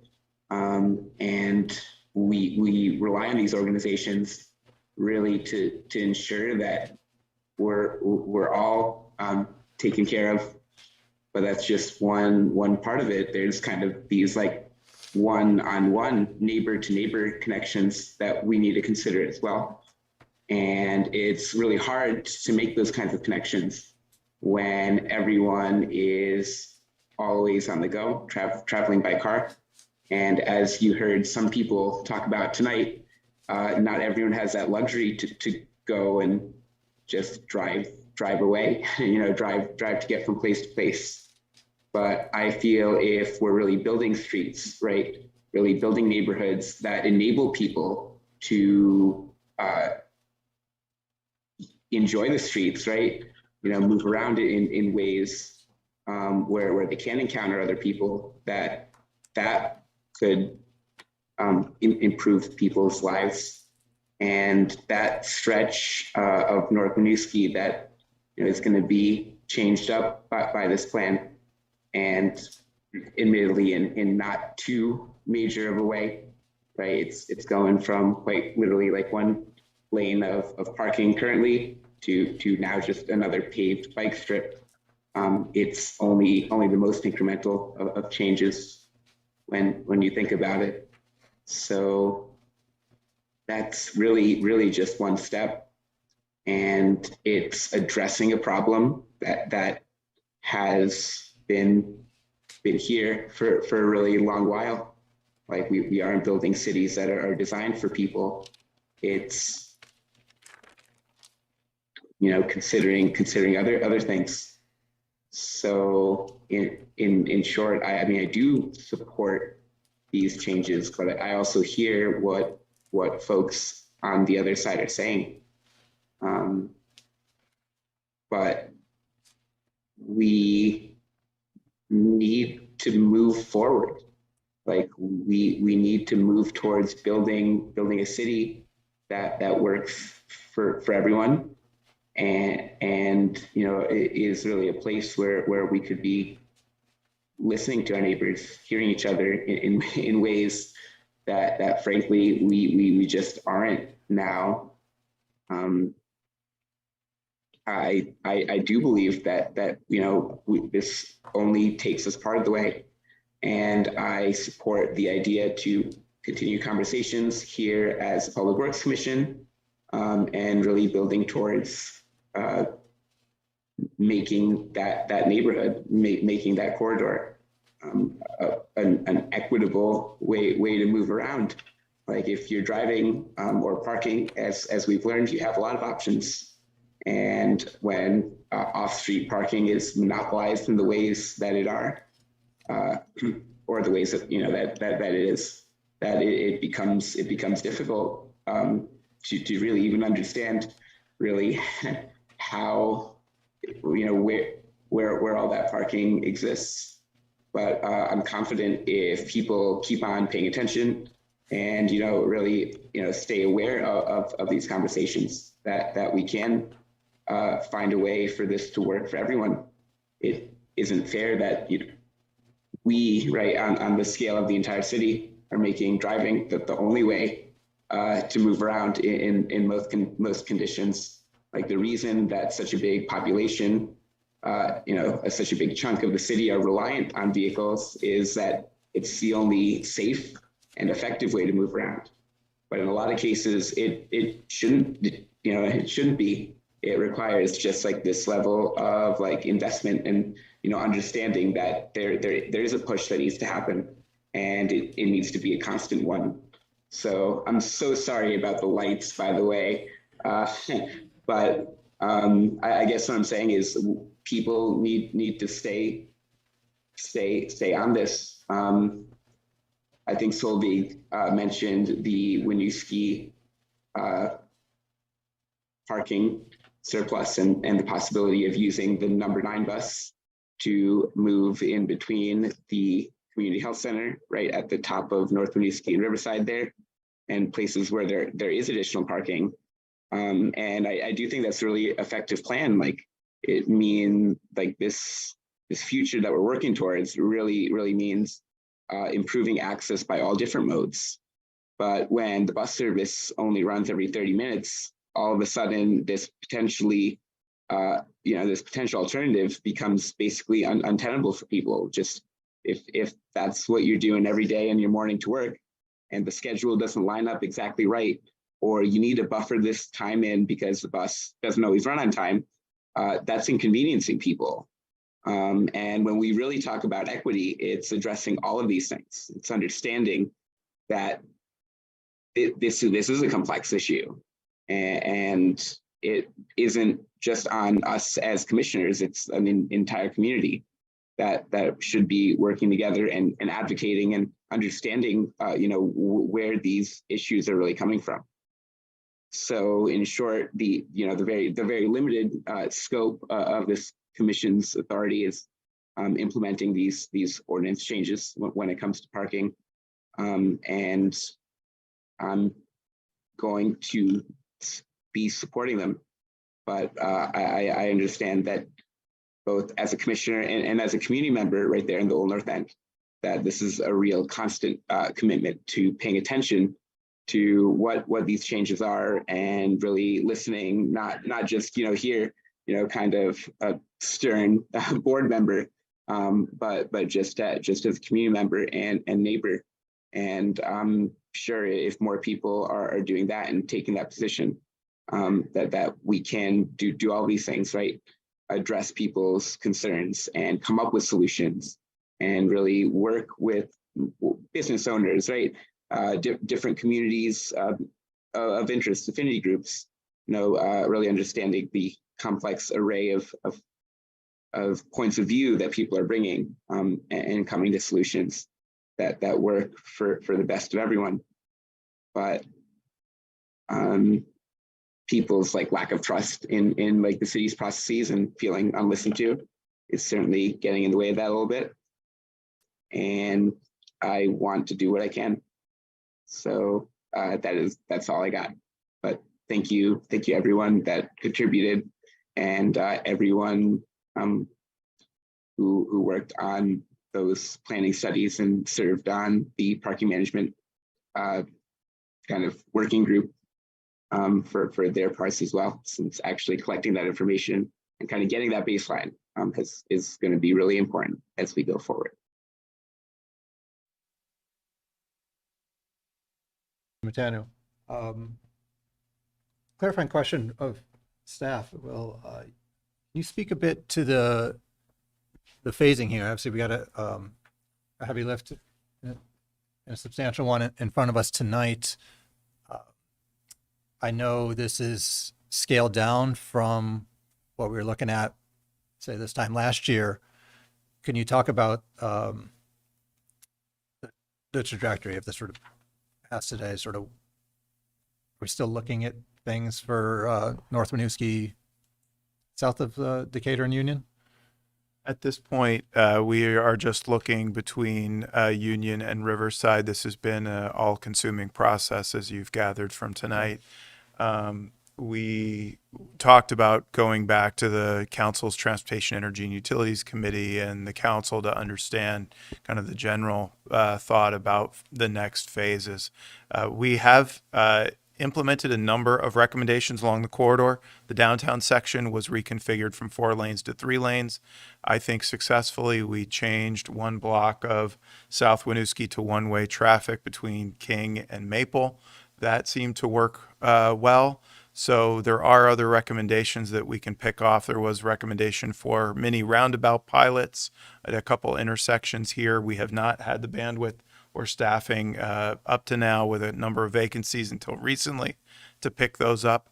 But I think the larger lift of the next phase here of looking from Union down to Pearl for a lane readjustment is not in the near future, in large part because we're going to repave the street and stripe it largely as it exists today, but also recognizing that there needs to be more process given the heightened interest and concern along the corridor. Yeah, thank you for that. Certainly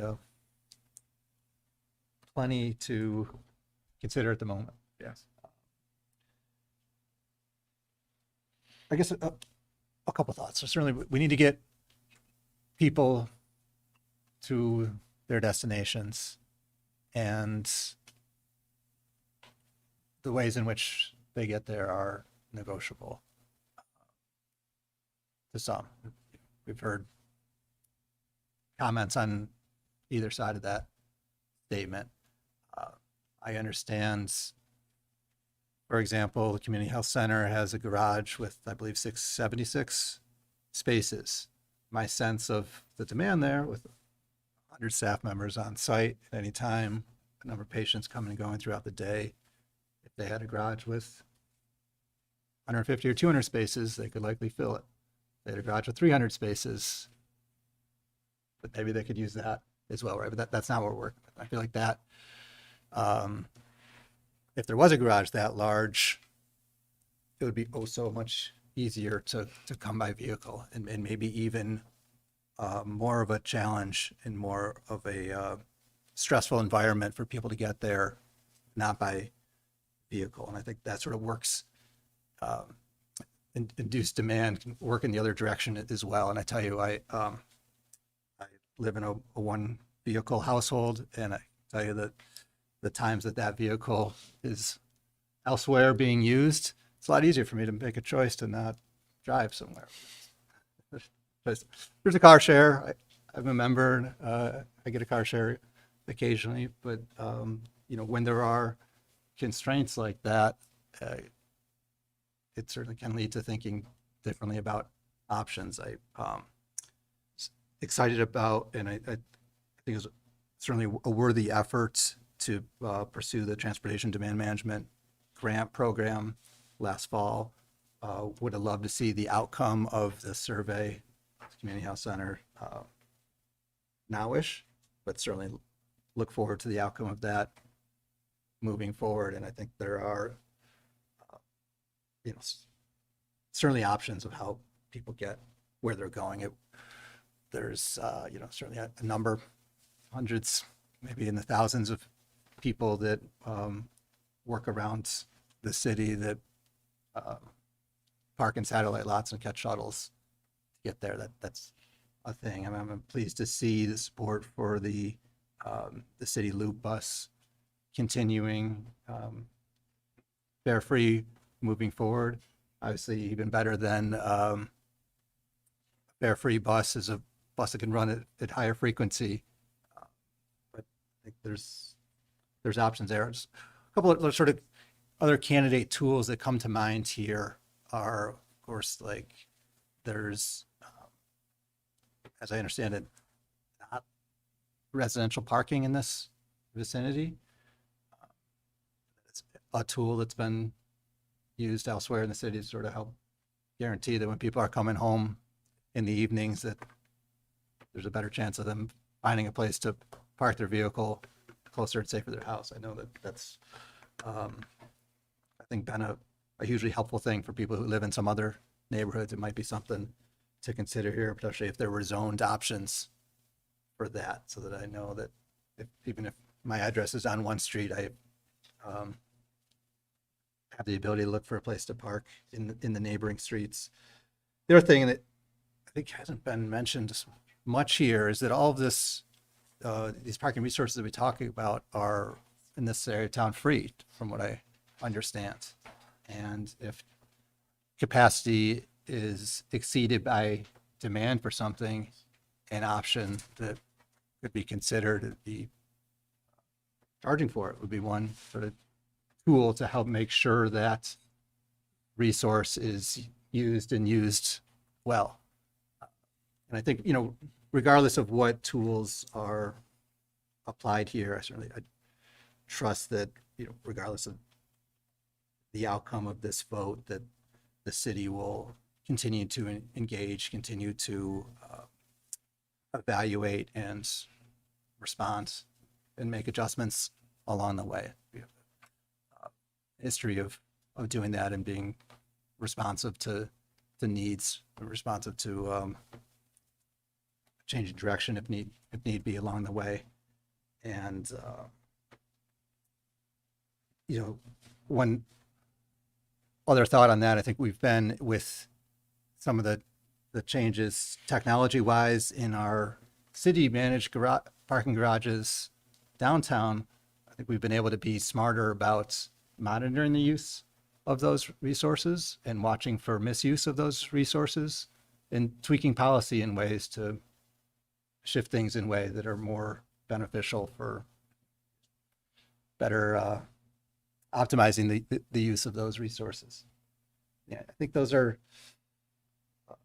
sort of a few things to consider moving forward. I may be out of line here, but I haven't heard anything about anything in regards to safety for people who are going to have to park further away and walk to their homes. So before anybody votes on anything, I would like you to consider a plan for that, please. Noted. And it has been mentioned by a commissioner earlier. I think we're hearing those concerns, and I just will acknowledge again that residential parking or some other tool to help get people closer to their residents in the evening. Could be something to look at, but by all means, yeah, I think the city needs to look at sort of safety improvements, helping people feel more comfortable moving around these neighborhoods all day, all night. Trust the city will continue to stay engaged on that as well. Because with that, I'll conclude my remarks at this point. We do have a Warren's public comment on this item. I will ask, of course, that the hour's getting late. We've heard a number of comments to date. We'll ask if there's anyone who has not spoken yet and would like to speak at this time on public comment. I would welcome your comments here. Given the hour and the extensive comments to date, I would ask that if you have spoken to refrain and give the space to others. I stayed because I thought I had an opportunity to comment. That's on the agenda, so I hope I have to do that. I know you spoke at length on this item I previously. appreciate that, but You it's have- still on the agenda. It says public comment. Sure. It says public comment. So Sure. I think In that if you- response. Well, if you say that it's on the agenda. Sure. Yeah, we have a clipboard. Otherwise, I would have gone home and eaten. Sure. Come on up, please. Spoken yet, so I'll take a turn Please. briefly. Hello, everyone. Christina Erickson. I'm a Ward 3 resident, and I also work for Local Motion.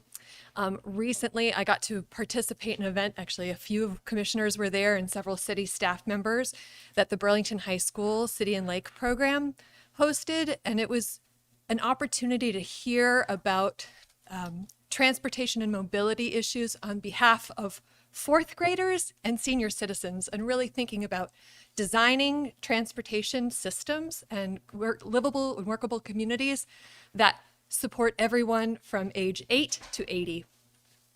And it was a really striking conversation in a lot of ways. And I think one of the things that we hear is about safety and really building infrastructure that promotes and supports safety and mobility in many, many modes. And so I think to increase the accessibility of multimodal transportation, we have to really make these shifts, make the hard shifts when we can and are able to add more infrastructure. So I voice my support for this project. Thank you. All right, thank you. Anyone else in the room wish to speak on this item? Mr. Monty. Thank you. Let me just represent again, Michael Monty. I'm Champlain Housing Trust CEO, and let me just say a few things. We own a lot of the property, but lease to organizations throughout the North Winooski Avenue corridor. And what I want to say to you is that I think what you're doing here is a little bit of a hope and a prayer, because those property owners, the people who we work with, like the co-ops, housing co-ops that own lots, have no interest in giving up any of their parking spaces because they fear what they have right now is not enough. Outright Vermont does not have enough spaces. The Children's Space does not have enough spaces. Food Shelf is expanding its work right now. It does not have enough spaces in the street. The restaurant owners don't have enough spaces for themselves. Kemp Center does not have any spaces, really. I mean, it has 2 or 3, but it doesn't really have any. The Old Spokes Home has plenty of spaces, but it's not giving them up, which is, for me, just a bit of irony. that the bike shop, which wants to support this, and I appreciate wanting to have a bike lane, won't be able to sort of share its spaces. I don't think you'll get a lot of shared spaces in the future. I don't see it happening. Legal aid will come back in full force, be in their buildings, and they're going to use those spaces. And since you're eliminating some handicap spaces on the street, and it's because they're seeing more disabled people at their site, they're going to be using those spaces for people who are disabled. Okay. Food Shelf is expanding its reach to do more stuff with homeless folks, and the people who go to the Food Shelf, maybe some are going by bikes, but they're getting there with vans and cars, and that's a struggle. I told you we did transportation demand management. Out of the 146 people we employ, out of the 70 or so who work downtown, 3 or 4 really take advantage of that program. You're not going to get a lot of juice out of the community health centers of Burlington. You're not going to get a lot of alternative transportation demand out of those workers. because they're coming from a lot of different places. And often enough, they have to use their cars. The nurses need to use their cars. The people who go there and go in other places have to use their cars. That's what they do every day. That's why my property managers have to park at our site. And you have not only the people who work on that site, but the people who go to that site, okay, from other locations. And I'm not talking about just going to a restaurant phone while parking around the corner. I'm talking about the people who go into outright who fear walking on the street because they're gay, about needing to be close to someplace safe. Those are the things I'm talking about. I'm not saying bike lanes are important, but I think you're missing something here because I'm white and middle class. I live up the street. I have a beautiful home. And I could tell you that that's not what the people who are going there are experiencing. And they're experiencing a different level of issues and concerns. The homeless people who are going to the food shelf are struggling, okay? They're not taking their cars, but the service workers who are there now are. The 5 or 6 people who have to be there now to serve them are. They have no place to park. No place to park. And so when you eliminate this parking, that's what you're doing. Hope and a prayer for the future. It's really a hope and a prayer. Oh God, I wish you could do it. If you could take one of those, eminent domain all the parking spaces and create some lots. I've been involved in those kinds of discussions in the past, but you're not going to do that and do that successfully. And then you're not going to be able to extend this thing all the way to Pearl Street either. I don't think so. I just think you're going to struggle with this. I know you had to pave something, so pave it. Don't stripe it. Listen to Mello Grant, who was a member. You're out of time here. Could I ask you to conclude your? Mello Grant, who was a city councilor who knocking on doors. Listen to the advisory committee who said no unless you get this done. Listen to the businesses who have spoken up who said, wait a minute, what's going on here? This is not good for us. Listen to the service agencies who sent you letters saying, hey, be careful about this. This is really impacting us in a big way. Okay, that's petition from the neighborhood initially to say no to this. I don't know why you just sort of just walk all over this. I'm stunned by this, frankly. I've been involved with the city of Burlington doing things past what I think to be something that's unjust. But here you are trampling over individuals who are low income, people of color, businesses in a sector of the city that is just on the edge of stuff being okay. It's not rich. This is not gentrified. It's just being okay. And you're going to make it harder for them to be okay. Those businesses are going to go out of control. You're going to go survey their businesses and they're going to say, how's it going? And we're going to go, not enough people. We can't find cars. It's a pain. It's a pain in the butt. We're going to leave. We can't be here. I'm going to find someplace else to go. I'm working with the community health centers of Burlington now about building new facilities in Winooski. And part of the assessment, I haven't spoken to them about this, part of the assessment is maybe we should put the dental clinic here because we have more parking. And that's how people get there. All right, just pay attention to this, please. I did economic development for a couple of decades here. Pay attention to the impact it has on the economics of the city and the services of the city and the people who are going to be impacted. Sorry I had to say it again. Felt like I wasn't heard because I think you're wanting to do something. I think you want to do good here, but you got no plan to do it at this point. I mean, really, you don't. So.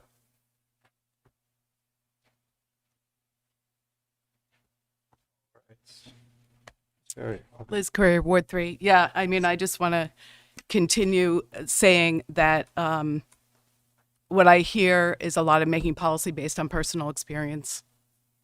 And I think it's insulting to say that if we built a 300-car garage there, it would be filled. I think that there's a lack of understanding of the lives of the people that have written to you trying to explain it. And I think you don't believe them. I really do. Because I think there's this attitude of if we design cities in a way that inconveniences people, they will change. It's a behavior. The city design is a behavior changing tool. And when it's used this way, it's weaponized against those who have the least defenses. When you circle the neighborhood to go to Pho Hong, you are displacing the residents who live there, who get home and are competing for space. When I talked with the low-income tenant across from Jontique's, she said, I have a hidden disability. And when I can't park here, I have to circle the neighborhood. And now I'm competing with all these other people. And in the winter, I have to take an Uber to get home because I have to go find a parking space. She said, if I can't park right here, then I'm screwed. So like, these are the lives of the people who you all want to build community with and make them feel good about all this. And the battleground has become this stretch of the North Winooski Avenue where the rest of North Winooski Avenue isn't going to work. North Winooski Ave has the densest multifamily housing in the city. If you take from Pearl to Riverside, it is the densest multifamily housing blocks in the city. There are cars upon cars upon cars from tenants, working people, up and down that block. And when we did the petition, what I think Chapin respectfully didn't have time to cover is that the original plan was to remove all the parking from Pearl to Riverside. And when we went out and talked to neighbors, that's where there was a firestorm. And it became evident how unreasonable that is. And so where is this plan going? It is not a viable proposition to take the parking away on the east side from Pearl to Riverside. That has been essentially put to bed. So now we have this broken bike system that is not honoring the original plan anyway. And that it's like you all have inherited a train that was moving and you feel like you can't stop the train. But the people who are least able, the people whose voices have been marginalized are saying, please stop marginalizing us. We're asking you to stop the train. And there's just this, kind of 1950s mentality of like, oh, we'll just build it. We'll just do this transportation thing and people have to live with it. It's just the culture of transportation planning and you've inherited that. And I think it's a shame that you can't kind of get away from that into kind of the human level of the people who live and work here. And especially the community health center, which is Medicaid funded. They don't have capital. And they have this problem. They followed the rules all these years. They were developed by the city. The city has invested in all of these social services. You've heard from every single director of every single social service organization except Legal Aid because they have their own parking lot, that this isn't going to work this is a hub. This is a social service hub, and it was developed that way intentionally with multiple affordable housing and social services. This was a very intentional community and economic development design. And the transportation plan is not aligned with the community and economic development design that we have. So you've kind of misaligned the social justice purpose of this neighborhood with the transportation plan because you did not include the voices of the people who live and work there when you did your plan. And it's coming back and we'll be at the city council. That's all we can do. I think you guys are going to do what you always do and we'll be at the city council and we'll just have to go from there. But I think you could use North Wellard, you could use other streets. There's plenty of room to save carbon emissions, reduce them on other streets. There's plenty of other streets to have bike lanes. There are not plenty of other streets to have an intentional social service hub that has low-income micro entrepreneurship investments. There is not another street to do that. This is it. This is the endangered community economic development zone at this point because of this plan. Anyone else in the room wish to speak on this item? Anyone? Mr. Goulden, can we do a check on the phone? Yeah, Chair Hogan, in order of those who haven't spoken yet, we have Jeff McKee in the queue. Right.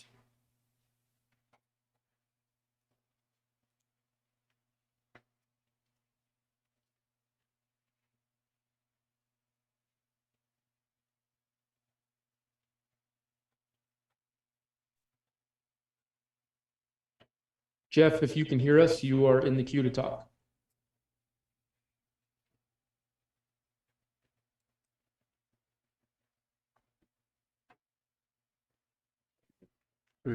Pass and go to the next? Yeah, I will move on to the next person. I see Jeff is unmuted if you are indeed ready to talk. All right. Jeremy Fleming, you're in the queue. Next to talk. All right, yeah, thank you very much. I would just like to say I'm in full support of this change on North Winooski. And I think there's been a bit of an overreaction. I mean, we're really only taking 40 spots, and more than half of people drive alone in their car. You're only taking away space from 40 to 50 people, let's say, and you're adding another form of transportation for a lot of people, for children, for college students, for people who don't have cars. And I hear that businesses are worried about what's going to happen with the reduction of parking, but this is proven to work. This has worked in cities all across of the world. And I don't see any reason why it can't work in Burlington. And we have a really special opportunity here to be a leader in New England and really all of the US to be one of the most bikeable and walkable cities. And I really don't think we should squander that opportunity. So thank you. Thank you. Carlos, you're next in queue.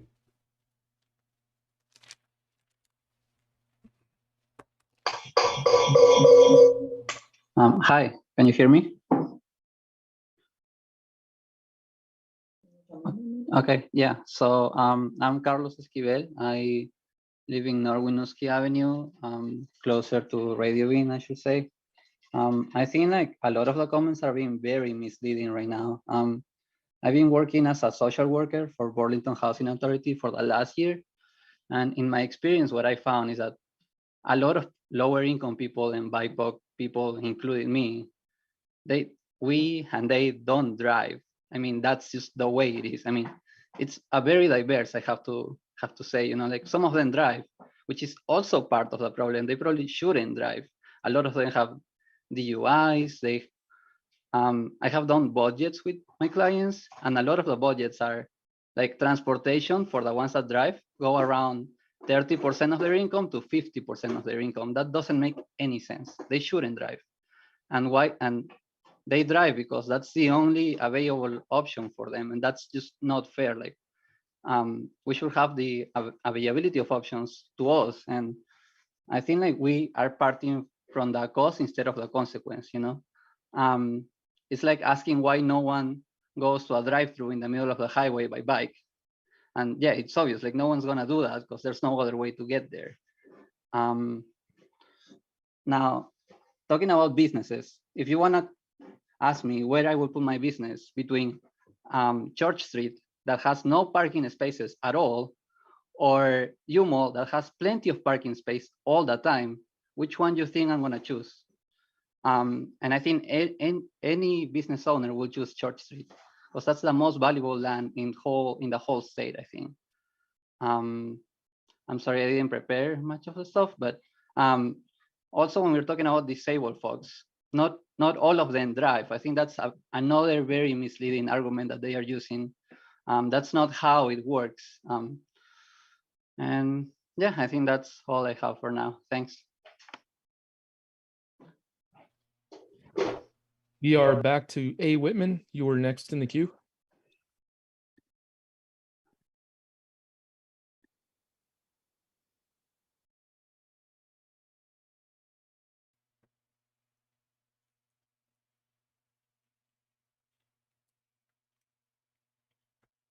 Mr. Whitman, are you still there?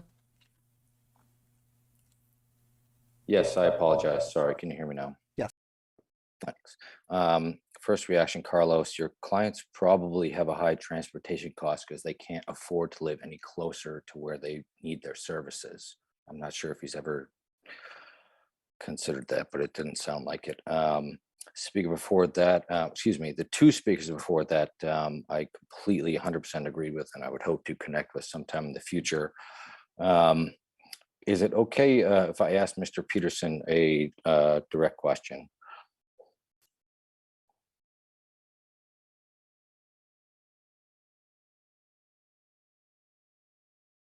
Okay. I was curious if there's any monetary federal or state funding benefit that Burlington would receive if this proposal was implemented.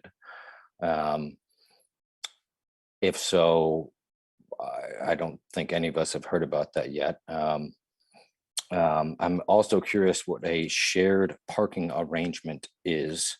Does that mean sharing the small amount of remaining spaces? How does that work? Some clarity on that would be great. I'm wondering what the reality of a lack of interest in finding adjacent lot solutions. I'm wondering if that was considered in the hundreds of $1,000s taxpayer funded study was considered in that entire process before now. This seems awfully late to the game to quote someone else, my word, you have my word, we will continue to explore parking options. This is, this just seems like a real sham to me. The commissioner, the most incremental of changes, you're literally cutting half of the parking of all the entire street up and down off. That is not incremental in anyone's interpretation of the word. A phased approach, Mr. Peterson, it's difficult to adapt at first. So I'm referring to my notes and quotes from different people. Difficult to adapt to at first. Mr. Peterson, do you live here? Like that comment, it seems incredibly patronizing. Shoes on the other foot. Wherever you do live, if someone came around and said, I want to make a bike lane past your house and so you can't park outside there anymore, how would you feel about that? Another quote, I assume we will find some agreements with adjacent parking lots. Like none of this legwork was done up until this point. We're at the last step here now. And you have my word, we'll continue to explore options. We assume we'll be able to find agreements with adjacent lots, which even in light of the $15,000 grant hasn't happened yet. This is, I mean, does anyone know off the top of their head how much the original study cost the taxpayers of Burlington? I would just ask for answers to most of the pressing questions, including that last one, how much the original study cost the taxpayers, and if there is some monetary federal or state funding benefit that Burlington will receive if the proposal is implemented.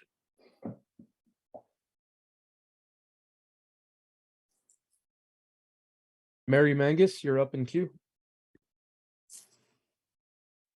Hello, thank you. Thank you for your patience tonight.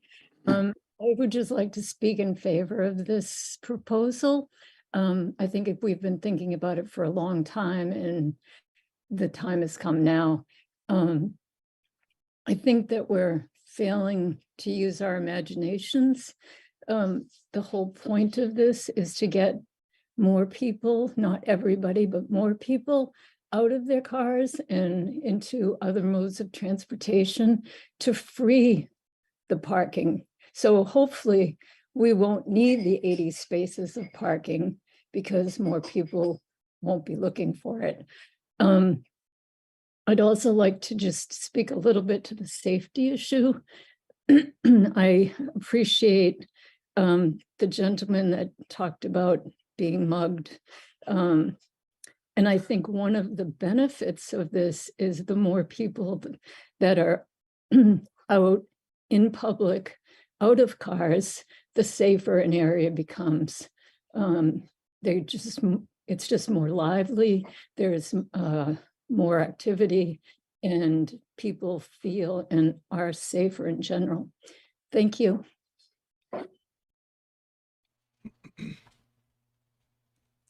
There is no one left in the queue online. All right. Thank you for that. All right. With that, we'll close the public comment and bring it back to the commission here. I guess first, before we do that, just check with staff, and there was a couple clarifying questions there. One on the cost of studies to date. and one on whether there's a monetary benefit from the feds or otherwise. Yeah. If this proceeds.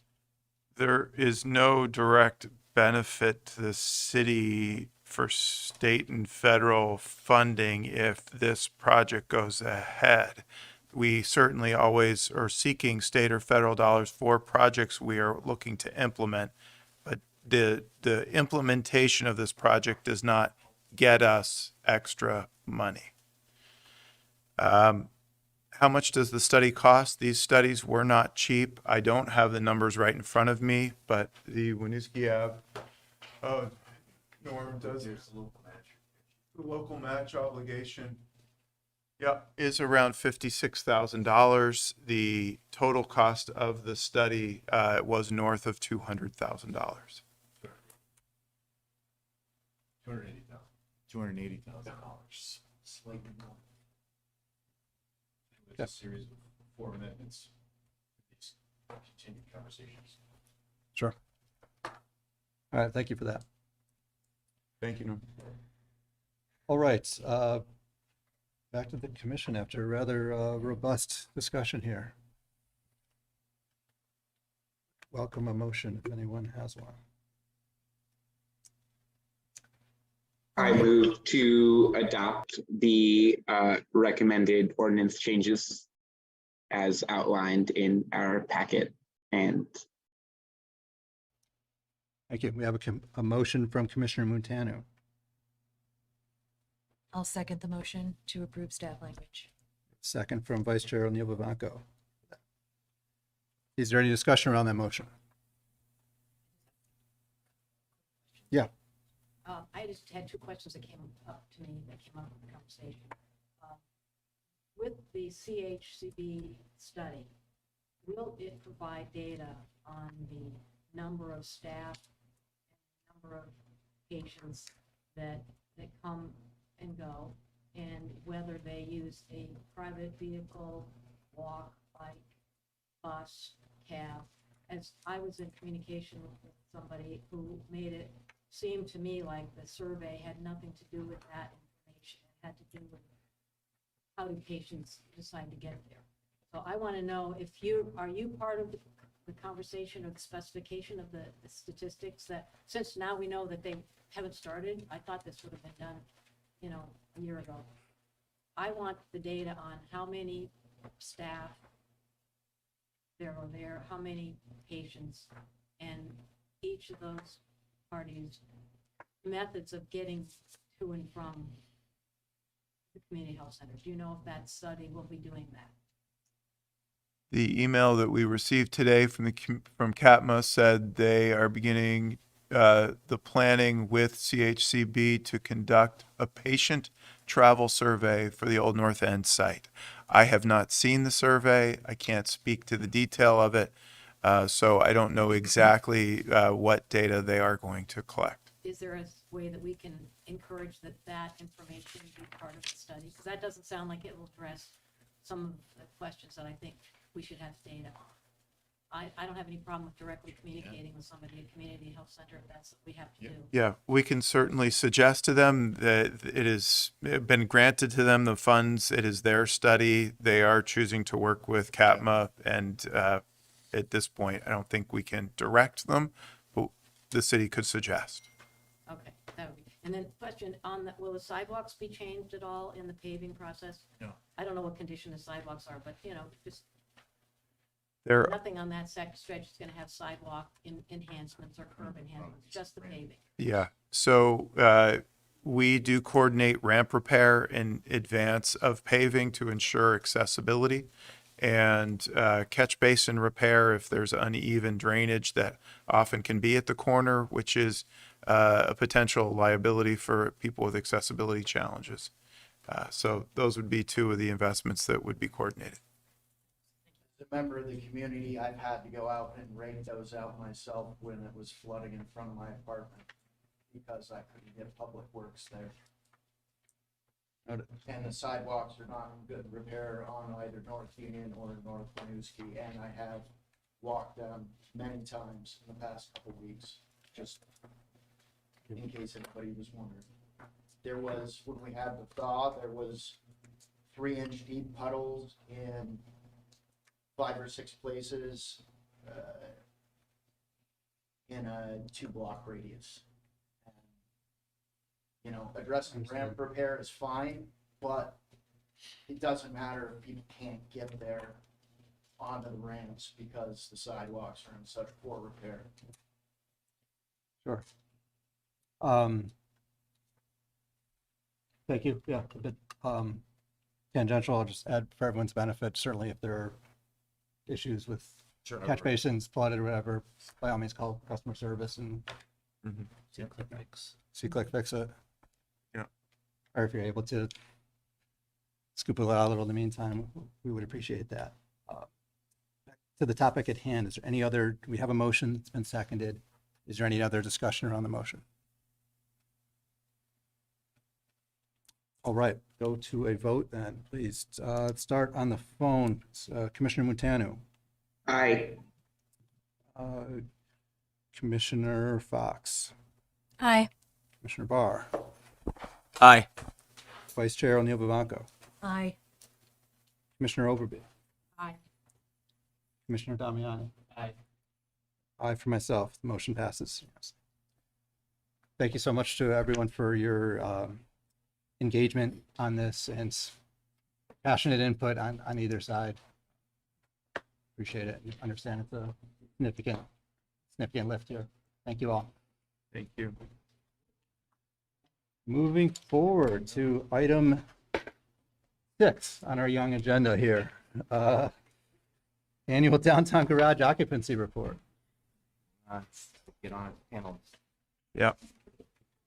Given the hour, I'm sure Jeff and his team, we've got an exciting new member to introduce. We'll make this quick and expeditious. Yes.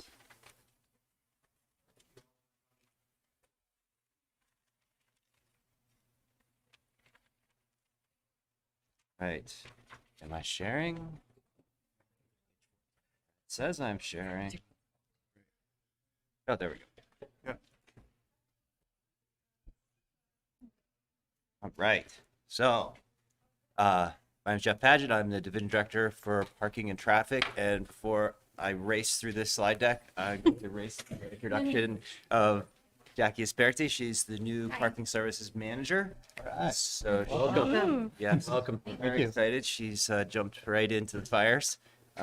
So just to remind everybody, she's running all the parking service agents. She's selling permits in the garages. She's what Leonard Ducharme used to do, if you followed what he was doing. So she's got quite a bit on her plate, and she helped contribute to this report tonight. So very thankful for that. So to remind everybody, we are here doing this report. It's an occupancy report for the downtown garage, thanks to the delegated authority that we got from you guys back in 2019. It basically said we don't have to come to you every time we sell a parking permit. That was the way it was structured before. We had to. It took 2 months for somebody to get a permit. So you delegated that authority to us. And we agreed that every year we come back and tell you that the garage is not yet full, or it's full and we're managing, or whatever's happening. Well, right after we did that, COVID hit, so things got scrambled. So now it's a little bit different story. So occupancy still remains low. We're still at 40 to 50%. I put last year's graph up there just to remind you.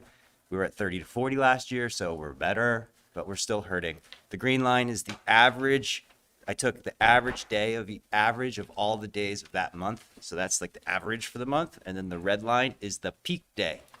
So that's the peak number that we measured in that day. That blue dotted line is 85%, which is sort of rule of thumb goal that we're headed towards. So better, not there. We still have plenty of capacity. So anybody who wants to park downtown, please come to Downtown Garage. A lot of room. And it's 2 hours free.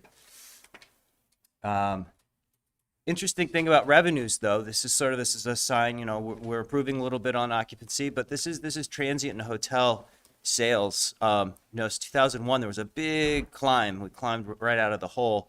And now this year, we've evened out a bit. So I think I'm taking that as a sign that we're headed towards some new normal. Our revenues are still down, but we're not as spiky as we were last year. So I took that as a good sign. Free employee program is still going strong. We have 30 companies participating with 650 participating permits. We've rearranged with our new parking Ames parking software. We've actually created a system where now people's permits expire. So I don't know if you remember from last year, we had like 70 companies that were involved, and we've pruned out half of them because they weren't actually using, they weren't actually participating. We still have 650 employees though. So that those 30 companies ostensibly are having better utility. That's how I'm reading it. So just in conclusion, our occupancy remains low. Our public use seems to be recovering. We're looking at, we'd like to get better resolution. We'd like to get time of day, parking occupancy. Right now we're doing it with parking services agents. They're going in there, we're doing enforcement with parking service agents. So twice a day, they're counting manually the occupancy of the garage, which is time consuming and not as accurate as if we had LPR. We're still working with legal to License plate recognition. I'm sorry, license plate recognition, optical character recognition of license plates. That will allow us to basically say plate 123 came in, plate 123 went out. Doesn't record anything. It just says we recognize this person came in, we recognize this person went out, and we get real-time occupancy. We have some hurdles there yet to overcome. We are still improving our permit sales and accounting process. We've migrated from a Google Sheet waiting list. We're migrating into a waiting list that's baked into Ames. We're not there yet. We're 3 months into Ames, so we're still learning these things. And we are just starting to get to exploiting how to use Ames to get real metrics on parking sales.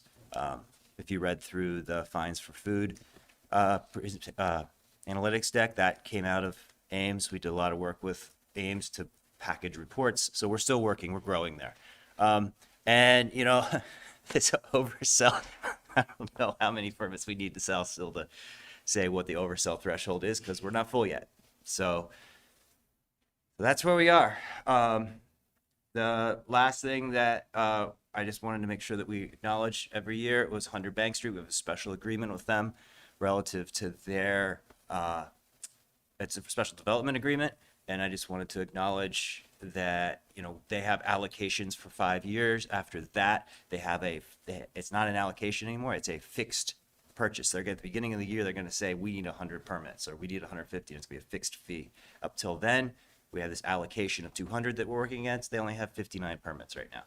So they obviously haven't, they're not fully occupied. It's not all built out, all that stuff. So, but this is here so that every year we remember to make sure that we engage with this agreement and we communicate that to you.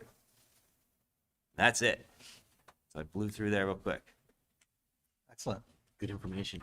Thank you. Yeah. Commissioner Damiani. Sure, I just have one quick question. With the transition to the digital permitting software, and sort of in light of the conversation we had this evening, are we able to, take DMV information of sort of generally where people live and are using the parking garages to get an understanding? Are a lot of people who live in downtown Burlington using the parking garages? Sort of. We can't use DMV data. That's protected with CJIS. That's the Criminal Justice Information System. That's why we have locks on our doors. That's why we're allowed to get license plate information and actually connect the Ames to plates. We can, however, get that information from Park Mobile because that's disclosed. They disclose their name, they disclose their license plate number. So we actually, that's how, if you saw it in that holiday promotion, the program, I was able to say where people came from. I got that from Park Mobile. I didn't do it through the DMV. So it's a little complicated. I know where you're going. And so somebody doesn't enter their license plate when they enter the garage? If you're on Park Mobile, you do. Yeah. If you have a permit, you don't. We actually, what we do is we type the plate into our handheld, and then if it says they have a permit, we keep going. If it says, hey, they haven't paid, we don't know if they don't have a permit or they haven't paid the meter or paid by it. But we don't know how they didn't pay. We just know they don't have a credential, and we issue a ticket. Thank you. Thank you. Commissioner Overby. I just have a question about the wayfinding issues that we've had conversations about. Are there any proposals to improve the wayfinding between downtown garage, from the downtown and back. Anything creative, anything. Right. Like lights that, that flow along the path or anything. In between the garages we're just in a meeting this week. There's lots of conversation about wayfinding as related to the Main Street project. Wayfinding in the streets is actually, that's a project managed by the Tech Services Group, and I do talk to them. But in my world, what I can control, like we just did a major cleanup of the path between the garages and Bank Street. We went in and actually cleaned up, tens of thousands of dollars worth of landscape to make that a more welcoming space. We've improved a bunch of lighting. If you see graffiti in the garages, send me an email. There shouldn't be any. So we're trying to create that environment. We're trying to create the destination. We want the destination to be benign. We want people to come in and not be terribly happy and not be upset. We just want them to park their car, go do their thing, and come back. So no graffiti, nice and bright. So that's what I can control. What's the recommended direction down that sidewalk? I mean, which way are you expecting people to find their way in and out of that downtown park? To Church Street, either up Cherry or up the path to Bank Street. That's almost the same amount of time. I've actually walked from the top deck of the lakes of downtown north to Church Street. It's under 7 minutes, 5 for me. I've seen people coming out the College Street parking entrance. And Yeah. I'm just wondering if that's something that you have any sense of people choosing to do that because they're like, well, I know I got in this way, maybe I can get Yeah, out. we see a lot of interesting Yeah. things. So to be clear, we do have a comprehensive signage plan for the Marketplace Garage and Downtown Garage. It's a unified signage plan. It's $1 million. And so what we're focusing on now is the lighting, the graffiti, the safety, those really in our face tactile challenges. So we know we need better signage. I really think that's going to help the occupancy. It's been that, obviously relabeling of the downtown parking garage sounds great. So that sounds like, pretty logical. I could get to the downtown. I appreciate whatever you can do, and I think it's going to help us. And now that you have a new person working on it, maybe you'll have some brain power. I would suggest we come up with some creative, get some sort of way of getting the creative community to come up with some ideas of how to help people negotiate that. Because I think, other downtowns have had these challenges as well. We haven't figured it out yet. Thank you.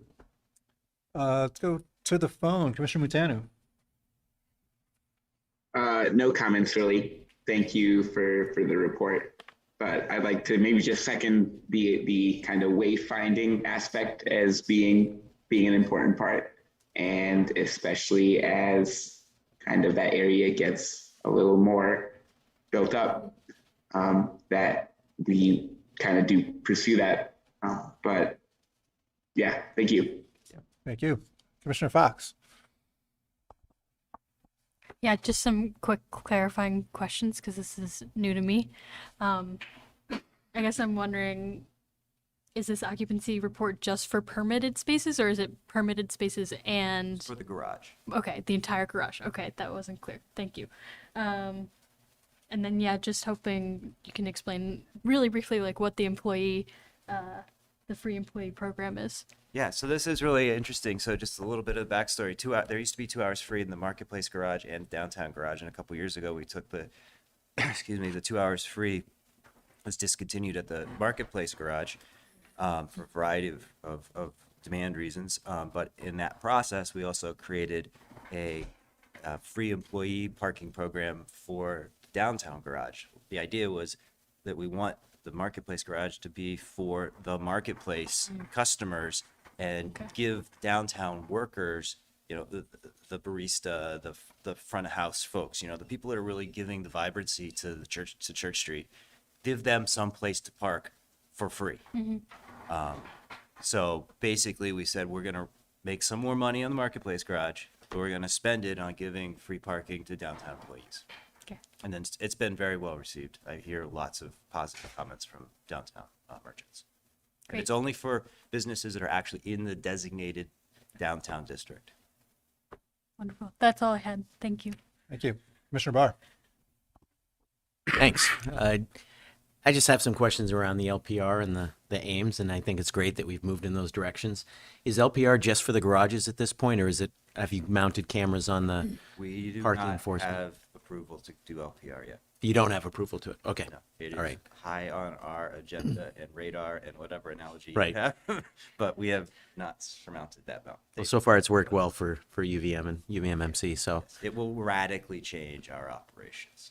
Yeah, because that's important. And in your push to have it approved, I would continue to push the tech companies that make the LPR to put it in a handheld mode. Because just having it on a vehicle, we did find some challenges at UVM with the corners and trying to find it. You know, the idea is to streamline and to make it easier. So, but a great report. We see it as an equity issue because it means that we can actually get to more parts of the city, Yeah. not just hit the hot spots, so to speak. Definitely residential, all those kind of things. Yeah, it's a more even tool. It protects. Welcome your ongoing questions about this as we navigate the approval process. Sure, just holler. Thanks. Vice Chair O'Neill-Vivanco. I'll spare you what I almost did in the downtown garage when I knew where I wanted to get to, but I couldn't. I went through every door, and I went on the elevator, and I was Well, yeah. The elevator works. So it's good. The elevator worked, and I had to go to something like the orientation night at BHS with my surly teenager, and she thought I was a complete idiot. So the wayfinding thing, __, even just like, Peggy, go to this door and go up. Yeah, there'll be signs that say Peggy, go to And of this course, I door. was yelling at her. I'm like, this is why I ride my bike, because I know where I'm going. Anyway, yeah, the wayfinding I think would be helpful, especially with that sense of like, I knew where I wanted to go, and I literally almost jumped over, but Yeah, I know exactly what you're talking about. yeah, you know.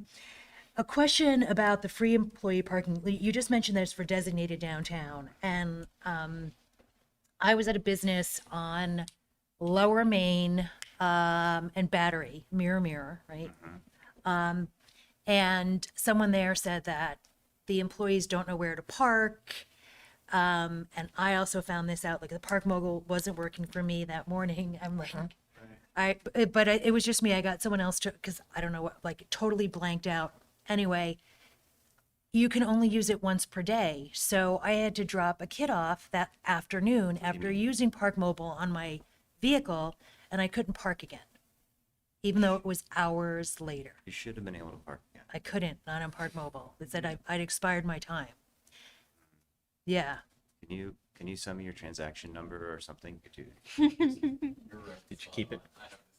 Well, Okay. there is, so if it's within, so You can find there the is an ordinance, if you're parking in a time limited zone, if Yeah. you're parking at a 3-hour meter, Yeah. you have to move and you can't park at that same meter again for 4 hours. That's what the ordinance says. Right now in Park Mobile, we've got it set to 1 hour. It was more than 1 hour. Is it 4 hours now? Oh, we're at Yeah. 4 hours. Okay, so we got it fixed to 4 So it was later in the afternoon, but then I was like, Right, this is a Okay. challenge we're working through with Park Mobile because, so you could park again in that zone, you just have to do it with coin.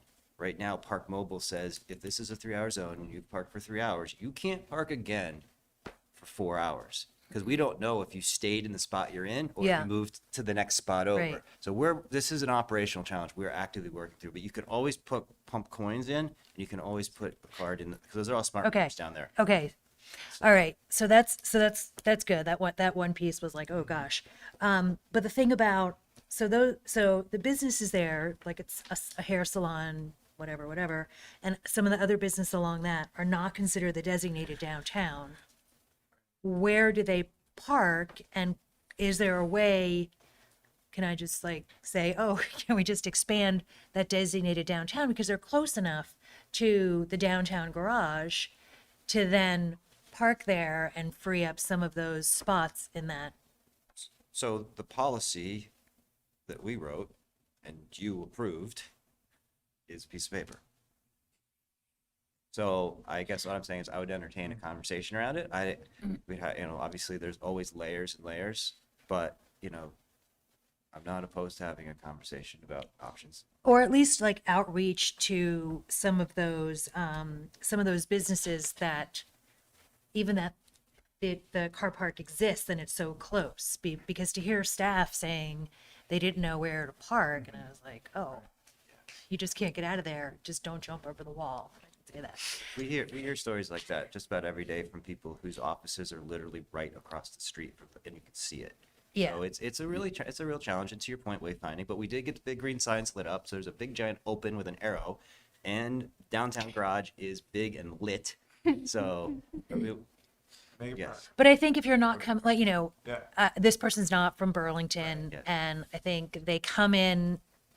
So if you're coming in like Pine Street, Battery, anything beyond your place of work is like, the abyss. So I don't know. I just thought, engagement with business owners, if there is a need to alleviate some of those spots for people who have to go for a cut. You have a contact that we should Yeah. follow up with. Let us know. One of Okay. the big issues just is who's in the did, and I don't believe the businesses there are paying for this program, and so we Right, would need to that's the look challenge. at whether or not the business and the property owner would pay the additional assessment to get this free service. Okay. That's So- fair. No, So I'm saying there's a few layers there. I Yeah. do want to talk through it though, because Yeah. I'm always trying to find a new and creative way to I don't know. I'm not doing any more metaphors. yeah, I'll just try to make more work for you, Jeff. Thanks. Yeah. No, these are the things that smooth it out eventually. That's work now, but they'll smooth later. So. Thank you. That's all. Thank you. And thank you for the presentation, including the ones in the consent agenda we didn't speak to in detail here. Question, when I asked last year about real-time occupancy, we're getting there. We're still counting manually. The switch to Park Mobile would help there. Is it, do we have real-time counts now that we're on Park Mobile? Or is it still a function of getting the LPR? LPR is the solution. Park Okay. Mobile is not really the solution for real-time counts. It's just too much data, too much overlapping parking. I've tried to do it a couple times, and the amount of analytical sort of horsepower you need to make that happen, the calculations that need to go into seeing who's got overlapping parking at some instant is a lot harder than I did it in a spreadsheet, and it wasn't even a tenth of the data set, and it was not happy. Yeah. So LPR is really the answer. LPR will solve it. And LPR, we can actually, we put it on a car, we can do occupancy counts around the city. So as you're driving down Summit Street, we can get occupancy on Summit Street. Like they just push a button, they say, I'm on Summit now. So they drive down, they found 3 people, they wrote 3 tickets, but they got to the end and they got 75 cars parked on Summit Street. Mhm. So that will radically change how we operate and answer your question, because I'm desperate for that also. Including how we could potentially operate across divisions here. Yeah, it gets us data, gets us counts. I mean, and that tied with some of the stuff we're doing at intersections, it's getting real-time traffic counting going. We do have real-time traffic counting going on Riverside and Main Street at at your crosswalk. All right. It's real exciting stuff. I recall in the past that your poor laptop was having trouble with some of this. I think it is, yeah. Are you still in need of improved analysis workflows or compute power? No, that's what I'm saying, is Island would need more power to do it using Park Mobile. Using the Park Mobile data set is just not the right data set to calculate instantaneous occupancy. It can be done, but horsepower to do it is just brute force. Okay. This is a new laptop though. But it's also that it's an imperfect data set, because if someone pays for 4 hours, believes in 2, you don't know. That's true. Yep. So LPR will give us real-time, accurate inventory. Right. Yeah. Right. Well said. Okay, great. Nothing further on my end. Make it around the room here. Let's check Mr. Goulding. Could you see if there's anyone interested in speaking at public comment on this item? Chair Hogan, there is no one in queue at this time. Public has had their fill. Okay.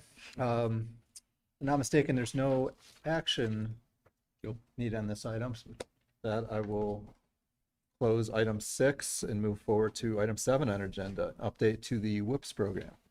Yes, so this is very exciting. So this is us learning as we go. We came to you about a year ago and initiated the Whoops program, which is a citywide, gives the opportunity for anybody citywide for a non-safety related parking ticket. So that's basically a parking meter, parking in the garage, or resident parking. If you get a ticket once a year, you can say whoops, and we'll say, have a nice day, it's on us. Problem was that we baked into it a condition that said that you have to be ticket free for a year. So as we operationalized this, we realized that that created a conditionality that meant that people that don't often get tickets get out of tickets, and people that often get tickets don't. There was an equity issue baked in there that was a little uncomfortable to us, and operationally it made it more complicated too, because now you're checking two things. You're checking, have they whoopsed before, and has it been a year? And to codify that into the Ames platform and get them to automate this process so you can whoops online became fraught with what if scenarios. So given those two, the operational issue and the equity issue, we took the condition of 1 year of no tickets out of the ordinance and just made it, you get for a period of a 365 day period, you get to use a whoops once. So you use a whoops in June, you don't get to use another whoops until June of the following year. And that we can manage. Just made it much more simple. And then we clarified language to make sure that it was absolutely clear that the citizen needs to request the whoops. It's not something that somebody gets a ticket and we decide, because some of that was happening with people sending in blue chips, because there's this overlap with blue chips is sort of the old whoops, but the only people that got blue chips were the people that were in RPP. So there was some confusion there, so we made it explicit in the language of the ordinance that this is something that the customer, the citizen, has to choose. And then we also updated gender references to make it non-gender specific in any way. Housekeeping stuff. So this was just us, kind of, we're pushing a lot. I'm here, and actually this is next month, so I got more stuff coming. We're here a lot, and we're doing a lot of things, and we're probably gonna be back a couple times on some of these things, tuning them up, getting them right. So that's what we're here for. Sounds great. Circle around the commission here. Commissioner Damiani. I guess my only question is just understanding the logistics of how somebody finds out about this. It's the first time I was hearing about it. So this is part of the problem, is the messaging was too complicated. Like I would write up like a flyer, and then I'd be like, oh, we're going to send this out. It's going to be really confusing. And then I would explain it to somebody, and they'd be like, but I don't understand. Like, what if I got a ticket now? What if I got a ticket? It was just now it's just very simple, once a year. So after we get this approval, this is going to be the trigger for us to go onto our website, go to our landing page, look at our appeal button, see where our appeal button goes, get the language on the appeal button straight. Then go to Ames, say, Ames, can you please bake this conditional checkbox into it? So we've kind of been holding off on doing the big push for publicity. I spoke this morning with Rob Goulding about saying, hey, we're coming here tonight. Once we get this approved, we got to go on getting this word out, because it's too good a program. We've been doing it for a year. It's a great program, and we've been timid about it because it's a difficult message. Thank you. Yeah. Commissioner Overby. I'm glad you asked the question that you did, because I had somebody who asked me how anybody would know. Right. And also the concern about they didn't know that you had to do the appeal within 30 days. So people hearing about it like, oh, and this person tried various ways, communicating and this, and nobody seemed to know anything about it. So I sort of reassured them that I sort of knew, and I think you're explaining that pretty well. So, but the question I have is there a way to handle somebody who has a parking violation ticket from 6 months ago? Is there only one, and they didn't know about doing the appeal? If they messed up on this 30-day thing, what's the situation for a person like that? Is there anything while we're in this rollout, get people to know about it mode? So right now, the process is you appeal to us. We can't do anything about it, we have to then push the appeal onto the city attorney's office. And then the city attorney can make that judgment. One of the things that I need to, can't quite figure out the flow here, but I'm either going to come to you or I'm going to go to council. One way or the other, we are trying to reverse the roles so that we actually have the appeal authority. And then if they want to appeal from us, they go to court. Versus right now, they come to us, we say we can't do anything, it goes to city attorney, they say we're not doing anything. I don't mean to be disparaging, they just say we're not doing anything. And then it comes back to us, and then we schedule a court date. It's a very confused system, so we're trying to streamline that too, so that we have more authority to actually say, you know what, you haven't got any permits, you're from out of town, there's no way you could have possibly understood this. Maybe we'll grant that.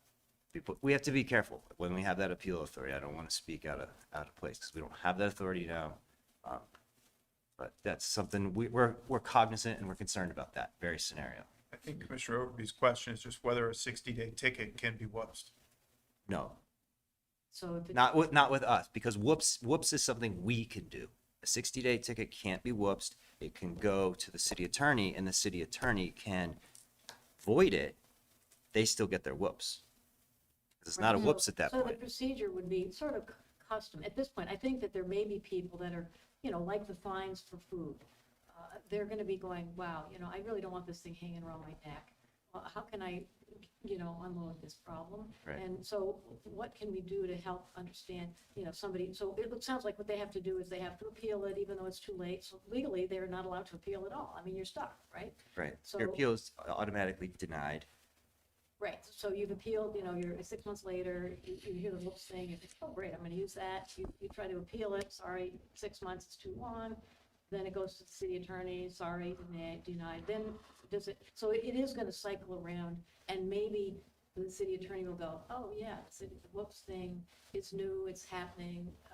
I'm willing to consider applying it, and not calling it the whoops, but calling it, not, wiping out the ticket. Does So- that sound like what I'm hearing you say? Yes, but a couple things we're doing, we understand all of those things, but a couple things we are doing that we haven't talked about is at 15 days, well, actually, instantaneously, if you've ever gotten a ticket with us before and you've paid online, we have your email address.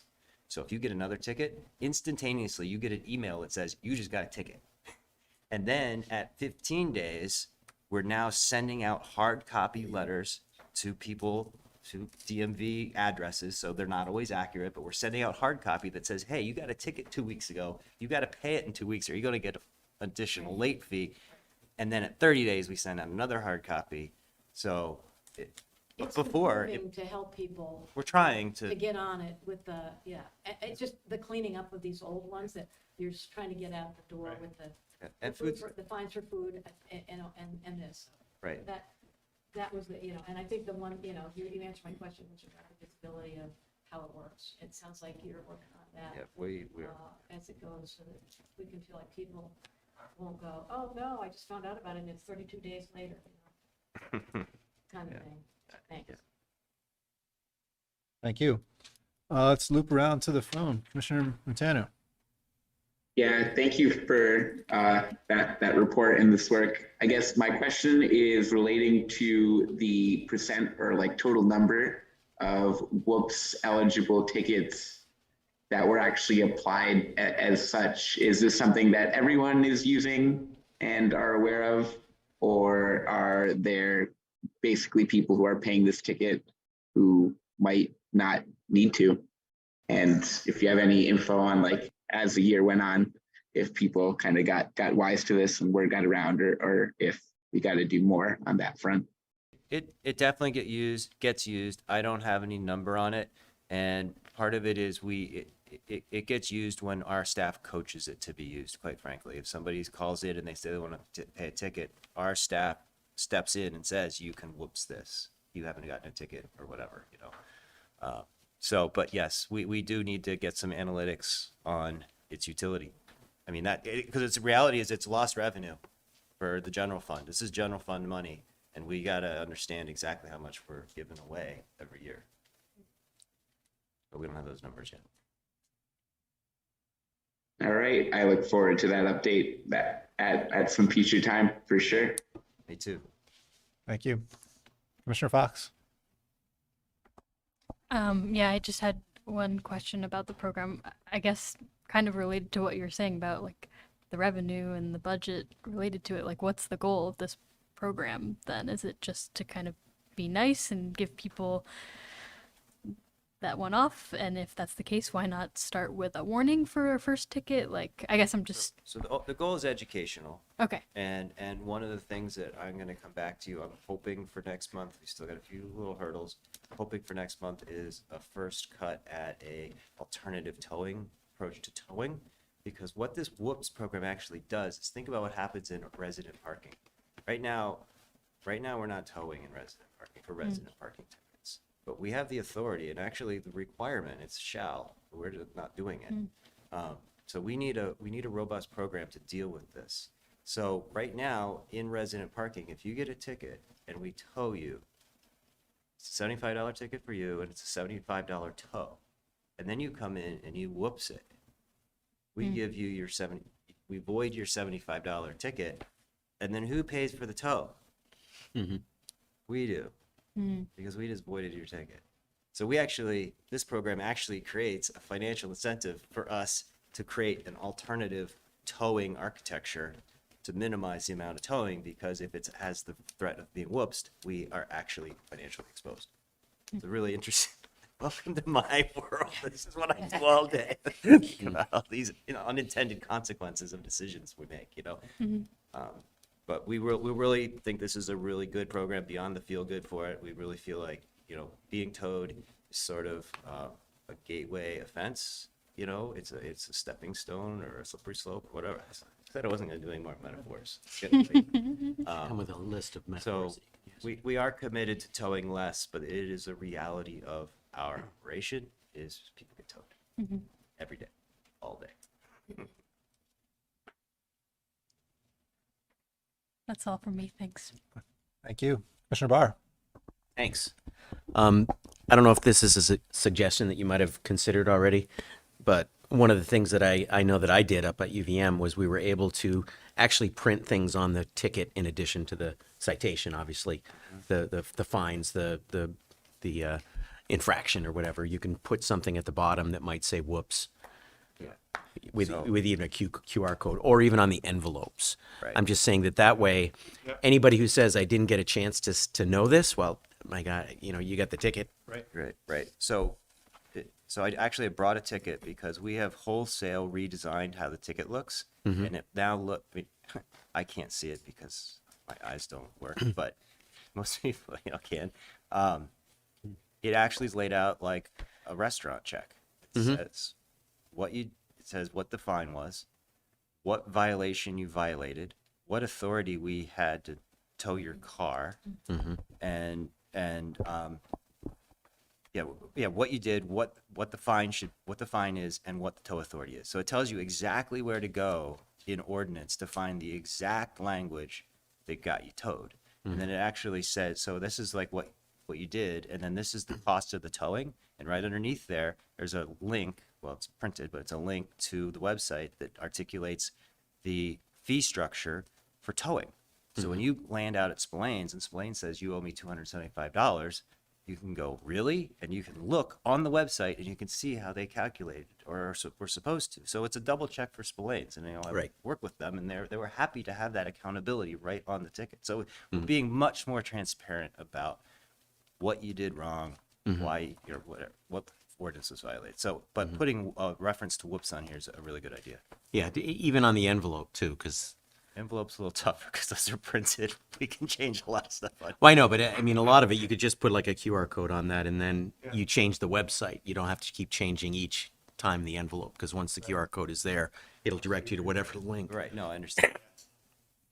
We did actually redesign the whole envelope too. It's a much nicer envelope. It's still orange? No, they're green. Please. This is another story. Okay. I never get tickets, so if. Vice Chair Lewanka. All right. So all that information is fantastic. I love that those tickets are new and improved. However, when your car is towed and you're not sure, did my car get stolen?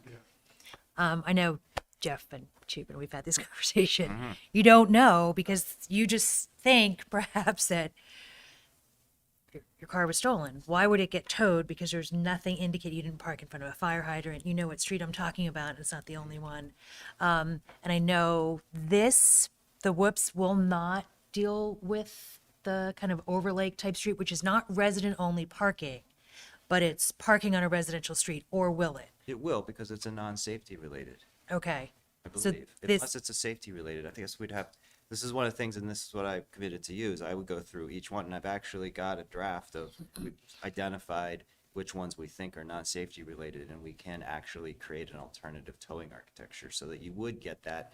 You'd still get a fine. Right. Because you did something wrong, but maybe you don't get towed that first time or the second time or whatever. We figure out that architecture. We are, as you can tell, there's a lot of things that are all sort of interrelated, and we really wanted to get whoops fixed because it impacts the most people. Literally, it impacts everybody from the new north end all the way to the south end, because anybody parked anywhere for any non-safety related, you know, you're at a meter or whatever, there's more people. We need to get that word out, so we needed to get this fixed. But hot on its heels is understanding our approach to towing, because of the shall language that's in the ordinance.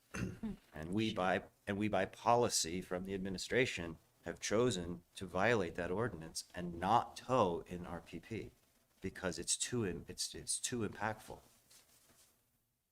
We need to change this. Yeah. So we're working to change it. And so that was my little critique, but my positive thing is I do truly appreciate that you're really working on tweaking these things around the edges, diving deep into language, certainly on the ordinance as we went through everything and what's a policy, what's an ordinance. I learned a lot. So I really appreciate the effort to communicate this out to the public with the whoops, and also figure out better ways to not be this kind of predatory parking Yes. infraction beast. Yeah. So thank you for that. I appreciate that. Just on the ordinance thing, I would remiss to not mention Tim Williams, who is the Senior Parking Services Coordinator. He works with Jackie. They're like a team, and he's all about the ordinances. He's in them all the time. He's reading them. He's like, "Hey, did you see this?"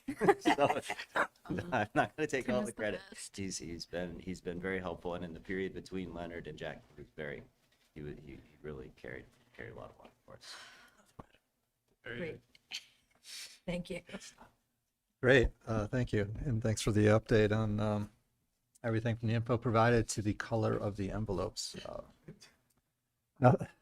Nothing else on my end. Mr. Goulding, can we check to see if there's any public commenters on this one? Not at this time, Chair Hogan. All right. There is some suggested language in here that you're seeking a vote, correct? Yeah. Yep. Okay.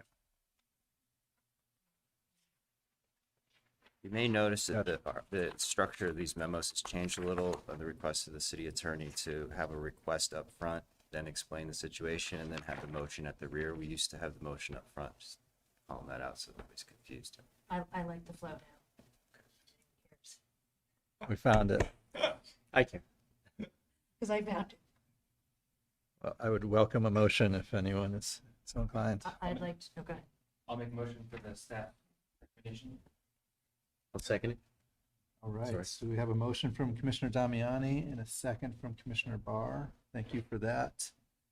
Is there any discussion around that motion? All right, let's go to a vote then. Start on the phone. Commissioner Matano, Aye. Commissioner Fox, Aye. Commissioner Barr, Aye. Vice Chair O'Neill Vivanco, Aye. Commissioner Overby, Aye. Commissioner Damiani. Aye. Aye for myself. Motion passes unanimously. Thanks, everybody. Yeah, thanks so much. Thank you. Thanks, Jack. We'll see you Be soon. back next month. It's nice meeting you, Jackie. Thank you. Moving right along here. Go to item 8, the director's report. Norm, anything for us?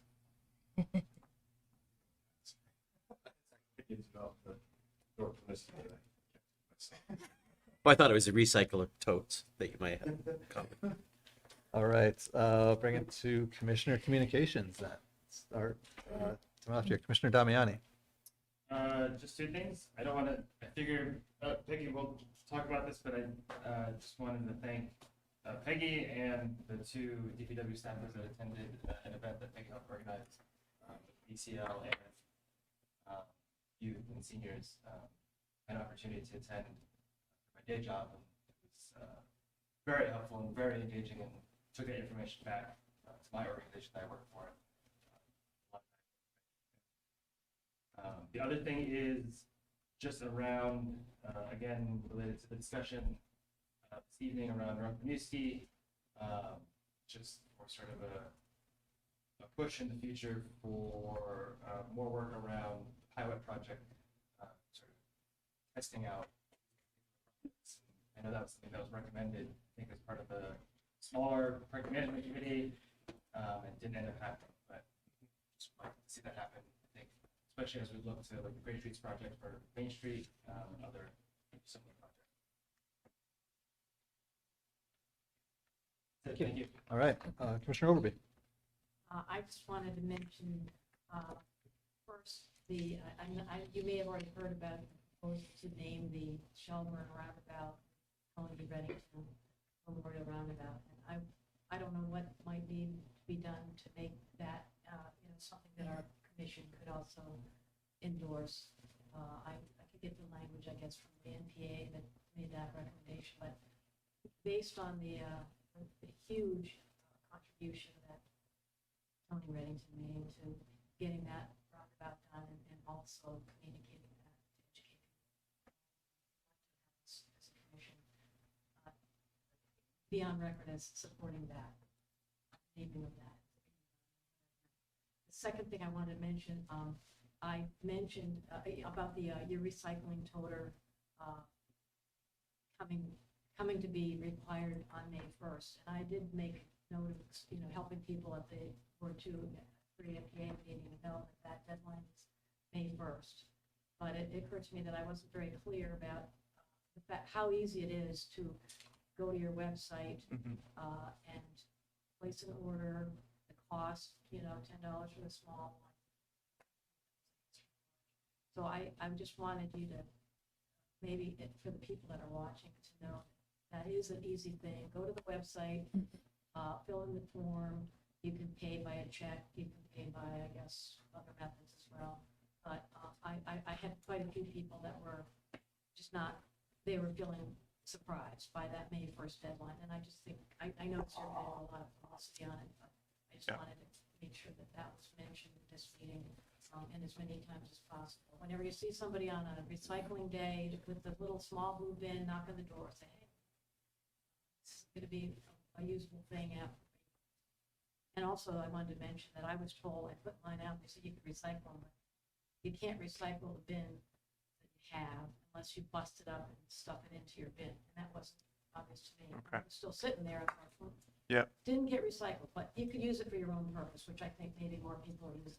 Mine's in the garage. Just want to make sure people are alerted to that so that it's not a big surprise. So thank you for mentioning that. You're hired, Solveig. Thanks for the publicity, and Rob Goulding has been great at running the marketing for this. We will definitely use your ongoing outreach. Thank you. I'll knock on doors, I'll do whatever. Yeah. It's always fun to visit with people. Thanks. Thank you. Commissioner Montano. No comments from me. Thank you, everyone. All right. Commissioner Fox. Okay, I have a really quick question. So I noticed that the small streets that are at the sort of west end of North Street, so Blodgett, Drew Street, Pitkin, and Front Street, I noticed that they all don't have stop signs, and I'm just wondering if that is deliberate or if I should submit a bunch of C-click fixes to get stop signs there. So effectively, the answer is that unless there's some sort of sightline requirement or some sort of sightline problem or some sort of accident history, stop signs aren't necessarily warranted. Huh. You could install stop control. I think it's innocuous, but generally don't have to have stop signs at every stop, Oh. every corner. Interesting. I run there every day, like, and people just whip out of those side streets on Yep. the North Street, and it's terrifying. So, okay, I'm just curious, I guess. Problems at particular intersections, that can be a reason to adjust. Right. If there's some sort of accident history or reason to justify it, sight lines usually are biggest one. Okay. Okay, that's all I had. All right. Commissioner Barr. Actually have none. Great job by the city for continue to salt and plow, although we don't have any snow now. You've plowed it all away. Mother Nature's doing it for us. Hey, working good. Vice Chair O'Neill-Blanco.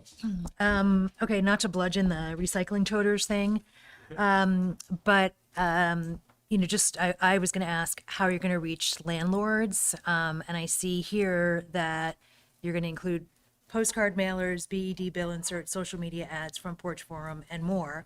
I hope the "and more" is to reach out directly to the landlords, because the tenants, if they get it, it's not necessarily going to mean anything. I can, Yeah. I can jump in. So the postcards will go directly to all property owners, which will include landlords, property address, their kind of home of residence. So whether it's in Burlington or not, it's going to go Okay. directly to them. We're also utilizing our new OpenGov platform, which has most, if not all, at this point, of registered landlords in the system, and we'll be working with our Department of Permitting and Inspections colleagues to send a few emails out to them as they communicate regularly throughout the year and make a big push. DPI makes a big push early in the year, and that should be going out fairly soon to communicate a slew of things that are important for DPI, but specifically the recycling toter mandate that's been in effect for landlords for quite a few years now. So just to underscore, I think since it's come up a few times, postcards will go to all 10,000 property owners, regardless of where they live. It'll go inside of Burlington or outside of Burlington. The BED bill insert will go to 20,000 of their customers. We'll have a multi-$100 social media ad on Facebook and Instagram, which we hope will reach, a wide universe, but certainly I'm hoping to target renters via Instagram and hope that they are going to contact their landlords just to apply that extra bit of pressure we think they'll need. And then there's going to be multiple front porch forum posts. We will be reaching renters again with stickers on the bottom of their blue bins in the month of March. So when our crew turns those bins over, we'll be applying a pretty bright yellow sticker that has as much information as we can fit on there to communicate with some graphics and with some text that folks should be getting these bins. And if they're renters, they should be calling their landlords and applying that pressure. But I think your point is the important point, which is as a city, we need to apply pressure. So we're reaching directly out to them in two different ways. The mandate's been on them for a while now to get these toters, and we certainly know there's still some outstanding ones. So we're relying on reaching them twice, and hopefully a little bit of pressure from renters and additional pressure from the city will keep compliance rates high for May 1st.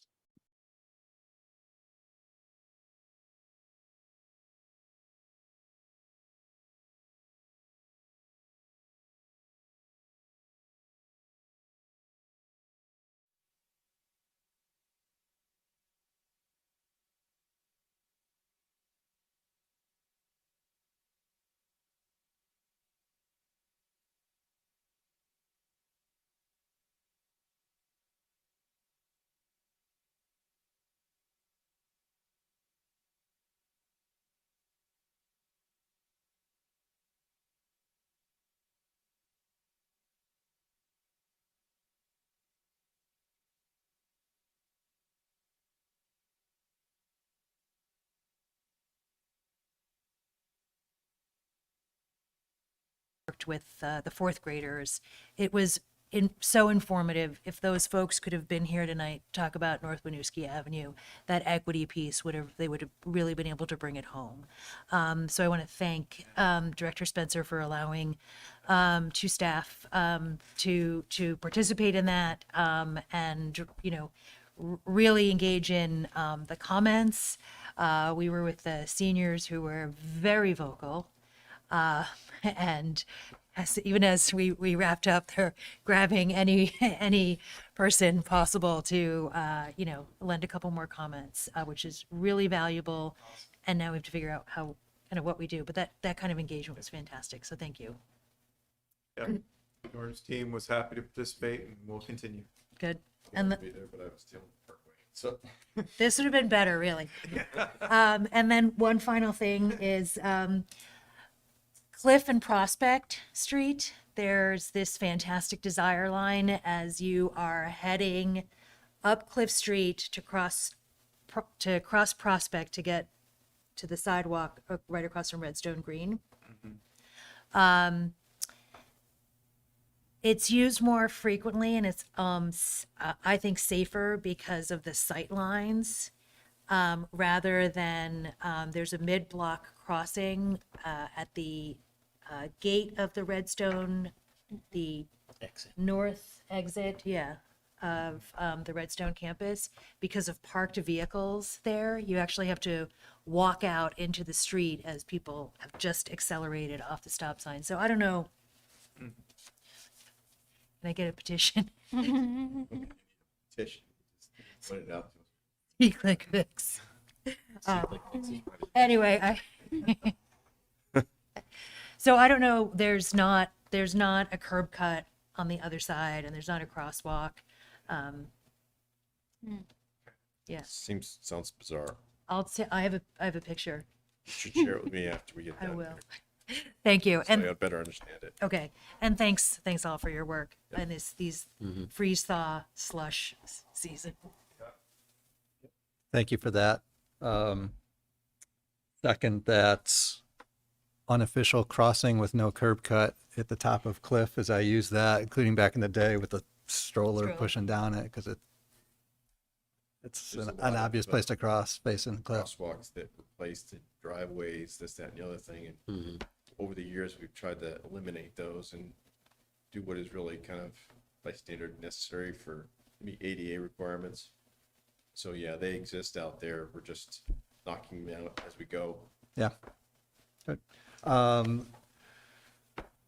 One clarification in the packet on the street seats program, which I was glad to support. There was a subtle note in there that I think gave this commission, alluded to more authority for this commission than actually exists on the topic of who sets the parking rates. As I understand it, that's not us, that's city council. And the language in there was like only Public Works Commission has the authority to set rates. I don't circle with Caleb and sort of make sure that language is clear in the official stuff that's going Is that out about that. Is that the rate for meter rates? Because usually our charge to street seats is based on the meter rate, which is something the commission does set. So the foregone meter rate, if, for example, they want to encumber the metered spot for the day, then we charge them what the commission has set as the usual metered spot rate, If this is $1 an hour, this is 150 or whatever. because they are obstructing the space and the public doesn't have access to it. Gotcha. The alternative is that you go by the meter bag fee, which is significant Mhm. as a deterrent. So I think that the intent was to not make it so financially challenging for that purpose. Sure. Okay. Yeah. Thank you for that clarification. We'll make sure that the language in the packet was accurate, and if not, we'll clarify it Yeah. next month. Okay. Great. Thanks. Recycling toters are great, and the larger toters are great and all. Still seeing an issue with a lot of bins. Thankfully, not the city bins, but there was several Casella trash bins hanging out in the bike lane on North Union this morning. For what it's worth. And one recycling toter that had tipped over and spilling recycling contents into the weight and balance was off a bit, and it dumped street side. So one was before we picked it up that had fallen over, but you're saying others that we had picked up, we had left in the bike lane. No, more the issue that one had tipped into the streets prior to being picked up, Yeah. just spilling contents on a it's not a level green way. Mm-hmm. It's tricky, but still the private carriers bins are ending up in the right of way. Tough with the green belt, snow on it. Yeah. I know that when I bring And mine being out, I have set to really sit there and try and level it. Oh, yeah. And not have it tip over. Yeah. And it's something to sort of windy today. still keep an eye on as there's going to be even more big things on wheels. Yeah. Those complaints, feel free to report them at the front desk, and Caleb or a member of our right-of-way team will address. Okay. Will do. Yeah, I guess I appreciate staff's response to concern I had about sort of a water issue, what I thought might be a leak, and I learned a lot. Thank you, Mr. Goulding, for the info, and I appreciate staff taking a look. Talking about issue. South Union Street. Yeah, Yeah. it was It's a complicated slushy issue. mess. Yes. And there's maybe, The groundwater popping out of the Yeah. high bank. Yeah. yeah, there was something else that was causing slush all over the road one day, but I think that was resolved and was not something in the city's. It's not city infrastructure, it's Yeah. groundwater. Very good. Thanks for that. I'll acknowledge here, of course, that there's a contentious item tonight that passed unanimously. I think it weighed heavily on me and probably all of the commissioners on that. And I think that say that it passes really sort of a reflection of the the trust we've built in you all and staff's processes here, and I'm thankful for that. Certainly we have work in front of us, in front of all of us, to continue the outreach, communication, and trust building with a variety of constituencies on items like that. But I thank you all personally and your staff for their diligence and effort on that amidst a number of time-consuming issues you all are chasing. Nothing further on my end. With that, we got everybody, right? I will close out the commissioner communications and go to the next item on our agenda. Motion to adjourn. Adjournment, next meeting date, March 15th. Do I hear a motion from Commissioner Barr? And a second from Commissioner Montano? Is there any discussion around that motion? All right, go to a vote then. Commissioner Montano? Aye. Fox? Aye. Commissioner Barr? Aye. Vice Chair O'Neill Vivanco? Aye. Commissioner Overby? Aye. Commissioner Damiani? Aye. Aye for myself. We are adjourned at the young hour of 10:01. Thank you, everyone. It's not our longest.